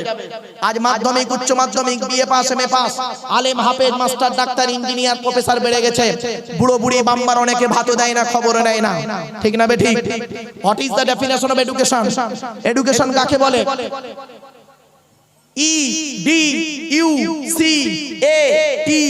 EDUCATION, এক একটা লেটারের এক একটা গুণাগুণ আছে, তবেই তাকে এডুকেশন বা শিক্ষা বলে। ই থেকে ইগার্ডি, বি থেকে ডেভেলপমেন্ট, ইউ থেকে ইউনিভার্সাল, সি থেকে ক্যাপাবিলিটি, এ থেকে অ্যাক্টিভ, টি থেকে টলারেন্স, আই থেকে ইন্টেলিজেন্ট, ও থেকে ওবিডিয়েন্স, এন থেকে ন্যাচারাল। এতগুলো গুণে গুণান্বিত বস্তুকে বলা হয় এডুকেশন বা শিক্ষা, যাকে তাকে শিক্ষা বলে না। মনে রাখবেন, শিক্ষাটা নেবে কে? যে নেবে তাকে বলা হয় student. Who is student? Student কে? কাকে স্টুডেন্ট বলে? খালি স্কুলে গেলে স্টুডেন্ট না, খবরদার কোনোদিন ভাববেন না। শুনে নিন, স্টুডেন্ট হতে গেলে তার কতগুলো গুণ থাকতে হয়। STUDENT, এক একটা লেটারের এক একটা গুণাগুণ আছে, তবেই তাকে স্টুডেন্ট বলে। এস থেকে স্টাডি, টি থেকে ট্রুথফুল, সত্যবাদী হতে হবে। এখনকার ছাত্র ছাত্রীরা বেশি মিথ্যাবাদী, কি হিন্দু কি মুসলিম। এখন লেখাপড়া কোথায় হয় জানেন? শুনে নিন, এখন লেখাপড়া হয় পেচ্ছাবখানায়, পায়খানায়। কথা বললাম? পেচ্ছাবখানায়, পায়খানায়, মানে টয়লেটে। পরীক্ষার সময় মাধ্যমিক সেন্টার হয়, উচ্চ মাধ্যমিক সেন্টার হয়, দেখবেন পেচ্ছাবখানায়, পায়খানাতে দেখবেন টুকলিগুলো, মাইক্রো জেরাসগুলো, বইয়ের পৃষ্ঠা ছেঁড়া বই এনে ফেলে রেখে চলে এসছে। সেখানে অন্য একজন স্টুডেন্ট গিয়ে পেশাব ফিরে চলে এলো। ওই স্টুডেন্টটা দেখবেন 20 বছর পরে স্টেজে এসে লেকচার দেবে। উনি আইপিএস অফিসার হবে, উনি পুলিশ হবে, উনি একজন ডিজি হবে, উনি একজন ডিএম হবে, উনি একজন ধর্মগুরু হবে। লজ্জা করা উচিত। বিবেককে প্রশ্ন করো। এস থেকে স্টাডি, টি থেকে ট্রুথফুল, ইউ থেকে ইউনিটি বা আনকমন, ডি থেকে ডেভোনিয়াস, ই থেকে এফিশিয়েন্ট, এন থেকে নোবেল, টি থেকে টিপটপ। এতগুলো গুণে গুণান্বিত ব্যক্তিকে বলা হয় স্টুডেন্ট, যাকে তাকে স্টুডেন্ট বলে না। এবারে শিক্ষাটা দেবে কে? যিনি দেবেন তাকে বলা হয় teacher. Hui is teacher? Teacher কাকে বলে? TEACHER, টি থেকে ট্রেনার, প্রশিক্ষণ প্রাপ্ত হতে হবে তবেই তুমি টিচার। ই থেকে ইগার্ডি, আগ্রহী হতে হবে তবেই তুমি টিচার। এ থেকে এবিলিটি, দক্ষতা থাকতে হবে তবেই তুমি teacher. Most important letter C, C থেকে ক্যারেক্টার, চরিত্র ঠিক থাকতে হবে তবেই তুমি টিচার। আজ থেকে 30 বছর আগে টিচার ছাত্রের সম্পর্ক কি ছিল? পিতার পুত্রের ন্যায়। কি হিন্দু কি মুসলিম, আমাদের স্যারেরা যখন আসতো আমরা সাইকেল থেকে নেমে যেতাম। ঠিক না বেঠিক? কি হিন্দু কি মুসলিম, স্যারেরা যখন আসতো, ম্যাডাম আসছে, স্যার আসছে, আমরা সাইকেল থেকে নেমে যেতাম। কি হিন্দুর ছেলেটা প্রণাম করতো, গড় করতো, মুসলমানের ছেলেটা সালাম দিয়ে মুসাফা করে বলতো স্যার ভালো আছেন। আর এখন কি হয়েছে শুনবেন? টিচার ছাত্রের সম্পর্ক বেশিরভাগ জায়গায়, সব জায়গায় নয়, বন্ধু বিড়ি চেয়ে খায়, খৈনি মলে দেয়। ঠিক না বেঠিক? আজ থেকে 30 বছর আগে টিচার আর ছাত্রীর সম্পর্ক কি ছিল? পিতার কন্যার ন্যায়। মেয়েটি শিক্ষককে বাপের মতো ভক্তি করত, শ্রদ্ধা করত, আর শিক্ষক ছাত্রীটিকে নিজের কন্যা বলে মনে করত। এখন কি হয়েছে শুনবেন? টিচার ছাত্রীর সম্পর্ক বেশিরভাগ জায়গায় স্বামী স্ত্রী প্রাইভেট পড়াতে দিয়েছে, ইংরেজি করাতে দিয়েছে, ও বিয়েটাও পড়িয়ে নিয়ে বসে আছে। এই জন্যই প্রফেট মুহাম্মদ সাল্লাল্লাহু আলাইহি ওয়াসাল্লাম বলেছিলেন, দি Messenger of Allah peace be আপন হিম shed, the best among are you those with good manner। নবী বলেন, তোদের মধ্যে উত্তম ব্যক্তি ওই লোকটা যার ক্যারেক্টার, চরিত্র ভালো, ওই লোকটাই হলো উত্তম ব্যক্তি। একজন উকিল, ব্যারিস্টার, মাস্টার, ডাক্তার, মোল্লা, মনি সাহেব, পীর সাহেব, দরবেশ সাহেব, আমির সাহেব, মুফতি সাহেবের যদি চরিত্র খারাপ হয়, আর একজন টোটোওয়ালার চরিত্র যদি ভালো হয়, প্রফেট মুহাম্মদ সাল্লাল্লাহু আলাইহি ওয়াসাল্লাম বলেছেন ওই টোটোওয়ালাটাই হলো সমাজের উত্তম ব্যক্তি। জোরে বলুন। Many loss is something loss, health loss is nothing loss, but character loss is everything loss। মানুষের যদি টাকা চলে যায়, ইনকাম করলে টাকাটা আবার ফিরে আসবে। মানুষের যদি শরীর চলে যায়, ভালো মন্দ খেলে শরীরটাও ফিরে আসবে। কিন্তু বন্ধুরে, মানুষের যদি চরিত্র চলে যায়, চরিত্র কিন্তু আর ফিরে আসবে না। তাই প্রফেট মুহাম্মদ সাল্লাল্লাহু আলাইহি ওয়াসাল্লাম বলেছেন, বুখারীর হাদিস, নবী মুহাম্মদ সাল্লাল্লাহু আলাইহি ওয়াসাল্লাম বলেছেন, তোরা আমার দুটো জিনিসের গ্যারান্টি দে। কটা? দুটো জিনিসের গ্যারান্টি দে। মুহাম্মদ সাল্লাল্লাহু আলাইহি ওয়াসাল্লাম বলছেন, আমি বলিনি, তোরা আমাকে দুটো জিনিসের গ্যারান্টি দে, আমি মুহাম্মদ সাল্লাল্লাহু আলাইহি ওয়াসাল্লাম তোদের স্বর্গ বা জান্নাতের গ্যারান্টি দিয়ে দেব। কি? দুই ঠোঁটের মাঝখানে, দুই ঠোঁটের মাঝখানে, দুই রানের বীজখানে, দুই ঠোঁটের মাঝখানে জিবের গ্যারান্টি দে। হারাম খাবার খাওয়া থেকে জিভটাকে ঠিক কর। মা বোনেদেরকে বলি, মায়েরা বোনেরা, আপনারা অনেকে এসেছেন, আপনাদের সম্পর্কে দুই একটা কথা আমি বলবো 2-1 মিনিটের মধ্যে, শুনে রেখে দিই। মা বোনেদেরকে বলে যাচ্ছি, বেশিরভাগ নারী সংসার নষ্ট হয় মেয়ের মায়ের কান ভাঙানিতে। কি হিন্দু কি মুসলিম, ঠিক না বেঠিক? বেশিরভাগ মেয়ের সংসার নষ্ট হয় মেয়ের মায়ের কান ভাঙানিতে। মেয়েদেরকে বলি, মায়েরা, আপনারা আপনি আপনার স্বামীকে আয়ত্ত করুন, আপনি আপনার স্বামীকে আয়ত্ত করুন। এমন কিছু আচরণ স্বামীর সঙ্গে করবেন না যাতে করে আপনি থাকা সত্ত্বেও আপনার স্ত্রী, আপনার স্বামী অন্য মহিলার প্রতি আকৃষ্ট হয়। খবরদার। আর পুরুষদেরকে বলে যাচ্ছি, আপনি আপনার স্ত্রীর সঙ্গে ভালো আচরণ করুন। প্রফেট মুহাম্মদ সাল্লাল্লাহু আলাইহি ওয়াসাল্লাম বলেছেন, তুমি তোমার স্ত্রীর সঙ্গে ভালো আচরণ করো। তুমি যেমন খাবে স্ত্রীকে তেমন খাওয়াবে, তুমি যেমন পড়বে স্ত্রীকে তেমন কোয়ালিটি কোয়ান্টিটির পড়াবে, স্ত্রীকে ভালোবাসবে। আর নারীদেরকে বল, নারী সমগ্র নারী জাতিকে বলে যাচ্ছি, শুনে নিন, তাওরাতে আছে এবং হাদিসেও আছে। তাওরাতে লেখা আছে, মুসা নবী একদিন সৃষ্টিকর্তাকে বলছে, মুসা নবী, মোজেস মুসা নবী একদিন সৃষ্টিকর্তাকে বলছে, ওগো দয়াময় সৃষ্টিকর্তা, আপনি পৃথিবীতে খুশি হলে কি করেন? সৃষ্টিকর্তা তখন বললেন, মুসা, আমি পৃথিবীতে আকাশ থেকে বাড়ি বর্ষণ করি, মানে পানি বর্ষণ করি। 2 নাম্বার, মুসা বললেন, ওগো দয়াময়, আপনি তার থেকে বেশি খুশি হলে কি করেন? তখন মুসাকে সৃষ্টিকর্তা বললেন, আমি যে ব্যক্তির প্রতি অত্যন্ত খুশি হই, আমি যে ব্যক্তির প্রতি খুশি হই তার বাড়িতে মেহমান বা অতিথি পাঠিয়ে দিই, কুটুম পাঠিয়ে দিই। 3 নাম্বার, সৃষ্টিকর্তাকে মুসা বললেন, ওগো সৃষ্টিকর্তা, আপনি সব থেকে বেশি খুশি হলে কি করেন? তখন সৃষ্টিকর্তা বললেন, কোন ব্যক্তির প্রতি যদি আমি অত্যন্ত খুশি হয়ে যাই, তাকে আমি শুধু কন্যা সন্তান দান করি। জোরে বলুন। আচ্ছা বাপেরা বলুন তো, পুত্র সন্তান দেওয়ার মালিক কে? কন্যা সন্তান দেওয়ার মালিক কে? তা পুত্র সন্তান কন্যা সন্তান যদি আল্লাহ দেয়, তাহলে একটা মেয়ে ছেলের 6টা কন্যা হলে তার শাশুড়ি তার বৌমাকে বলে, ওর পেটে বেটা ছেলে নেই। লজ্জা করে না? মেডিকেল সায়েন্স বলছেন, শুনে নিন, জীবন বিজ্ঞান চ্যাপ্টারটার নাম জেনেটিক্স বা বংশগতি বা বিদ্যা। বংশগতি বিদ্যার জনক হলো গেগর জোহান মেন্ডেল। দুটো সূত্র আবিষ্কার করে বলেছিলেন, পৃথক বন্টনের সূত্র, স্বাধীন বন্টনের সূত্র। এক্স আর ওয়াই কে দিয়ে মোটর গাছ কিনে গবেষণা করে বলেছিলেন যে সন্তান জন্ম, সন্তানের লিঙ্গ নির্ধারণ হয় বাপের কারণে, মায়ের এতে কোনো হাত থাকে না। বাপের কারণে সন্তানের লিঙ্গ নির্ধারণ হয়, নারী পুরুষ বাপের কারণে হয়, মায়ের এতে কোনো হাত নেই। ও শাশুড়ি বৌমাকে দোষ না দিয়ে নিজের ছেলেকে দোষ দেন। রেফারেন্স টু দি হলি কোরআন। কোরআন কি বলছে দেখি, লিল্লাহি মুলকুস সামাওয়াতি ওয়াল আরদি ইয়াখলুকু মা ইয়াশা ইয়াহাবু লিমান ইয়াশাউ ইনাসা ওয়া ইয়াহাবু লিমান ইয়াশাউ যুকুর আও ইযাউবিতুহুম যুকুরানা ওয়া ইনাসা ওয়া ইয়াজআলু মান ইয়াশাউ আকিমা। 25 নম্বর পারা 7 নম্বর পৃষ্ঠা 12 নম্বর লাইন, সূরার নাম সূরা শূরা। সেখানে বলা হয়েছে আসমান পৃথিবী জমিনের মালিক হলাম আমি, সৃষ্টিকর্তা। আমি যা খুশি তাই সৃষ্টি করতে পারি। আমি যাকে খুশি তাকে শুধু কন্যা দান করি। এমনও মানুষ আছে 6টা কন্যা হয়েছে, পুত্র সন্তান হয়নি, নেই এমন? আবার সৃষ্টিকর্তা বলছেন ওয়াহাবু লিমান ইয়াশাউ যুকুর, আমি যাকে খুশি তাকে পুত্র সন্তান দান করি, 6টা ছেলে মেয়ে হয়নি। আবার সৃষ্টিকর্তা বলছেন আও ইজাউবিজুহুম যুকরানা ওয়া ইনাসা, আমি যাকে খুশি তাকে পুত্র কন্যা উভয় দান করি, 2টো ছেলে 2টো মেয়ে। দেখবেন আবার সৃষ্টিকর্তা বলছেন ওয়াজআলু মান ইয়াশাউ আকিমা, যাকে খুশি তাকে পুত্র কন্যা থেকে বঞ্চিত করে বাঁধা করে রাখি। তাহলে নারীর দোষ দেন কেন? বিবেককে প্রশ্ন করবেন জ্ঞানী গুণী বুদ্ধিজীবী মানুষ। চলুন, তাই আমি বলছিলাম কি, 1 নাম্বার টিচার হতে গেলে কতগুলো গুণ থাকতে হবে? টি থেকে টেনার, ই থেকে ইগারলি, এ থেকে এবিলিটি, সি থেকে ক্যারেক্টার, এবার আসছে এইচ থেকে অনেস্টি, সততা থাকতে হবে, তবেই তুমি টিচার। ই থেকে আর্লি, টিচার হতে গেলে আগে আগে আসতে হবে। আর থেকে রেগুলারিটি, নিয়মিত ক্লাস করতে হবে। টেনার, eagerly, ability, character, honesty, early, regularity, এতগুলো গুণ যার মধ্যে আছে, he is a really teacher. তিনি হলেন সত্যিকারের একজন টিচার। আমার বলার উদ্দেশ্যটাই হলো আলাদা। প্রফেট মুহাম্মদ সাল্লাল্লাহু আলাইহি ওয়াসাল্লাম বলেছেন ইন্নামা বুইস্তু মুআল্লিমা, দুনিয়ার মানুষ মুহাম্মদকে আল্লাহ বিশ্বের মানুষের টিচার করে পাঠিয়েছে। আপনারা মুহাম্মদ সাল্লাল্লাহু আলাইহি ওয়াসাল্লামকে কোন দিক দিয়ে নিতে চান বলুন? একজন ব্যবসায়ী হিসেবে নিতে চান? চলুন। আচ্ছা, এখানে দোকান আছে না ভাই? এই দোকানদার ভাইরা, হিন্দু মুসলিম দোকানদারের এখন যারা দোকান বন্ধ করুনি, হিন্দু মুসলিমদেরকে অনুরোধ করে যাচ্ছি, ব্যবসা কাকে বলে? ব্যবসা কাকে বলে? দোকান খুলে বসে থাকার নাম ব্যবসা নয়। মনে রাখবেন, বয়জফলা ব দন্তের সহায়কার, বয়জফলায় বয়জফলা ব দন্তের সহায়কার, 3টে মিলে হলো ব্যবসা। বয়জফলায় ব্যবহার, কোন দোকানদারের ব্যবহার যদি খারাপ হয়, সে যত কোয়ালিটি কোয়ান্টিটির দোকানদার হোক না কেন, তার দোকানদারি চলবে না। বয় হলো বচন, কথাবার্তা, কোন দোকানদারের কথাবার্তা যদি খারাপ হয়, তার দোকানদারি বেশি দিন চলবে না। দন্তের সহায়কারে সাধুতা, বিশ্বাস, মহাজনের কাছ থেকে মান আনছো, তার সঙ্গে যদি বিশ্বাসঘাতকতা করেছো, সে তোমায় মালি দেবে না, ব্যবসায়ী চলবে না। ব্যবহার, বচন, সাধুতা, 3টে গুণ যার মধ্যে আছে, he is a really businessman, তিনি হলেন সত্যিকারের একজন ব্যবসায়ী।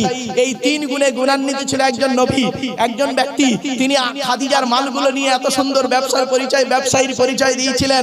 তাকে খাদিজাই বিয়ের প্রস্তাব দিয়েছিলেন। পৃথিবীর শ্রেষ্ঠ ব্যবসায়ীর নাম হলো প্রফেট মুহাম্মদ সাল্লাল্লাহু আলাইহি সাল্লাম। জোরে বলুন। শুধু তাই নয়, সায়েন্টিস্ট হিসেবে মুহাম্মদ সাল্লাল্লাহু আলাইহি ওয়াসাল্লামকে নেবেন।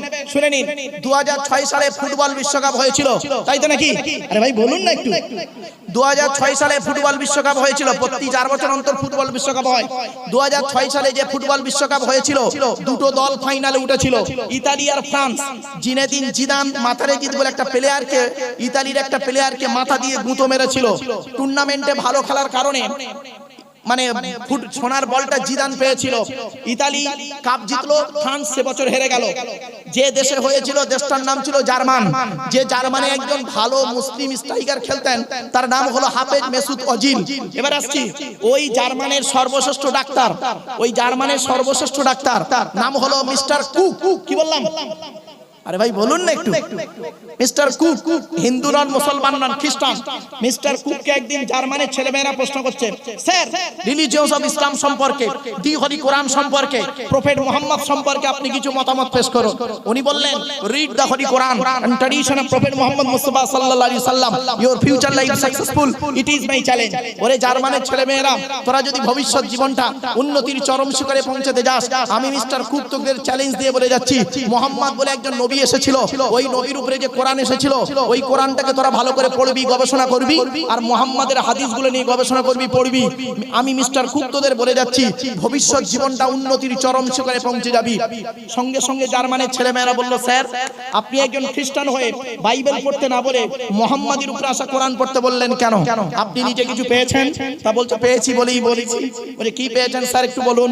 উনি বলছেন, আমি একদিন রাস্তা দিয়ে যাচ্ছিলাম, যেতে যেতে মুহাম্মদ সাল্লাল্লাহু আলাইহি ওয়াসাল্লামের একটা বাণী শুনতে পেলাম। মুহাম্মদ সাল্লাল্লাহু আলাইহি ওয়াসাল্লাম বলেছেন, কুকুর যে পাত্রে মুখ দেয়, ওই পাত্রটাকে তোমরা 7 বার মাটি দিয়ে ধৌত করো। আমি চিন্তা করলাম, মুহাম্মদ সাল্লাল্লাহু আলাইহি ওয়াসাল্লাম কোন কলেজ ইউনিভার্সিটিতে পড়ে নাই, কোন মাদ্রাসায় পড়ে নাই, এমন কথা বলে কেমন করে? 16 বছরের পড়াশোনা, 20 বছরের গবেষণা, মোট 36টা বছর কাটিয়েছি মুহাম্মদ সাল্লাল্লাহু আলাইহি ওয়াসাল্লামের ভুল বের করব বলে। অ্যামোনিয়াম ক্লোরাইড, যাকে নিষাদল বলা হয়, এটাকে নিয়ে গবেষণা করছিলাম। করতে করতে মাথায় চাপলো, মুহাম্মদ সাল্লাল্লাহু আলাইহি ওয়াসাল্লামের ভুল বের করতে হবে। একটা পাত্রে কুকুরের জীবাণু রাখলাম, একবার দুইবার তিনবার চারবার পাঁচবার মাটি দিয়ে ধৌত করলাম, করার পরে ল্যাবরেটরিতে দিয়েছি, দেখছি ওই পাত্র থেকে কুকুরের জীবাণুটা যায় নাই। সপ্তমবারে যখন ধৌত করেছি, করার পরে ল্যাবরেটরিতে যখন দিয়েছি, দেখছি ওই পাত্র থেকে জনমের মতো কুকুরের জীবাণুটা চলে গিয়েছে। সঙ্গে সঙ্গে ল্যাবরেটরির ভিতরে দাঁড়িয়ে দাঁড়িয়ে বলেছিলেন, oh my God, first scientific in the world, prophet Muhammad Mustafa সাল্লাল্লাহু আলাইহি সাল্লাম। পৃথিবীর প্রথম বৈজ্ঞানিক যদি থাকতে হয়, হযরত মুহাম্মদই আছে। এরকম বহু তথ্য আমি আপনাদেরকে দিতে পারবো ইনশাআল্লাহ। যেহেতু বাপ দেখতে দেখতে আমার টাইম 10:30 পর্যন্ত পার হয়ে গেছে, 2-5 মিনিট। আপনাদেরকে কি বলবো, চলার জীবনে এতক্ষণ আপনাদেরকে আলোচনা করলাম বিভিন্ন দিক নিয়ে, হিন্দু মুসলিম বিভিন্ন সমন্বয়ে কথা কিছু বললাম। ভাষাগত দিক থেকে ত্রুটি হলে ক্ষমা করবেন। ভালো থাকুন, সুস্থ থাকুন, মানুষকে ভালোবাসুন, অন্তরে জিলিপির পেঁচটা ছাড়িয়ে দিন। মা বোনেদেরকে বলছি, শাশুড়িদেরকে বলছি, নিজের বৌমাকে নিজের মেয়ের মতো ভালোবাসুন, আর বৌমাকেও বলছি শাশুড়িকে নিজের মায়ের মতো ভক্তি করুন। ননদকে বলছি ভাবিকে একটু বোনের মতো দেখুন, আর ভাবিকেও বলছি ননদকে একটু বোনের চোখে দেখো, তাহলে দেখবে সংসারটা সুন্দর হবে। শুধু তাই নয়, 1 ঘন্টা ন্যায় বিচার করা 60 বছর ইবাদতের সমতুল্য। 1 ঘন্টা ন্যায় বিচার করা 60 বছর ইবাদতের সমতুল্য। তাই আমি আপনাদেরকে অনুরোধ করে বলে যাচ্ছি, বাবা মুসলিমদেরকে অনুরোধ করে বলছি, নামাজ পড়ুন। আরেকটা কথা বলছি, আমি কেন হিন্দু মুসলিম কথাগুলো বারে বারে বলছি, মনে রাখবেন, মুসলিমদের কাছে যেমন কোরআনটা পবিত্র, আর অমুসলিম হিন্দু ভাইদের কাছে তেমন বেদটাও পবিত্র। মুসলিমদের কাছে মসজিদটা যেমন পবিত্র স্থান, হিন্দু ভাইদের কাছে মন্দিরটাও তেমন পবিত্র স্থান। সুতরাং যে যার ধর্ম সে তার করুন। হিন্দু মুসলিম কাঁধে কাঁধ মিলিয়ে চলুন। মানুষের উপকার করতে না পারলে ক্ষতি করতে কোনোদিন যাবেন না। এই মুসলিমদেরকে অনুরোধ করে বলে যাচ্ছি, নামাজ পড়ুন, রোজা রাখুন, অর্থ থাকলে হজ করুন, যাকাত আদায় করুন, স্ত্রীর হক আদায় করুন, পিতামাতার সেবা যত্ন করুন, ভাই ভাই মিলেমিশে চলুন, প্রতিবেশীর উপকার করুন। মানুষের উপকার করতে না পারলে ক্ষতি করতে যাবেন না। আর একটা কথা আপনাদের বলি, সামনের পাটা ফেলবেন সাবধানে, পেছন দিক দিয়ে পাটা তুলবেন সাবধানে। কোথা থেকে পাটা তুলছেন, কোথায় ফেলছেন, এটা মাথায় রাখবেন।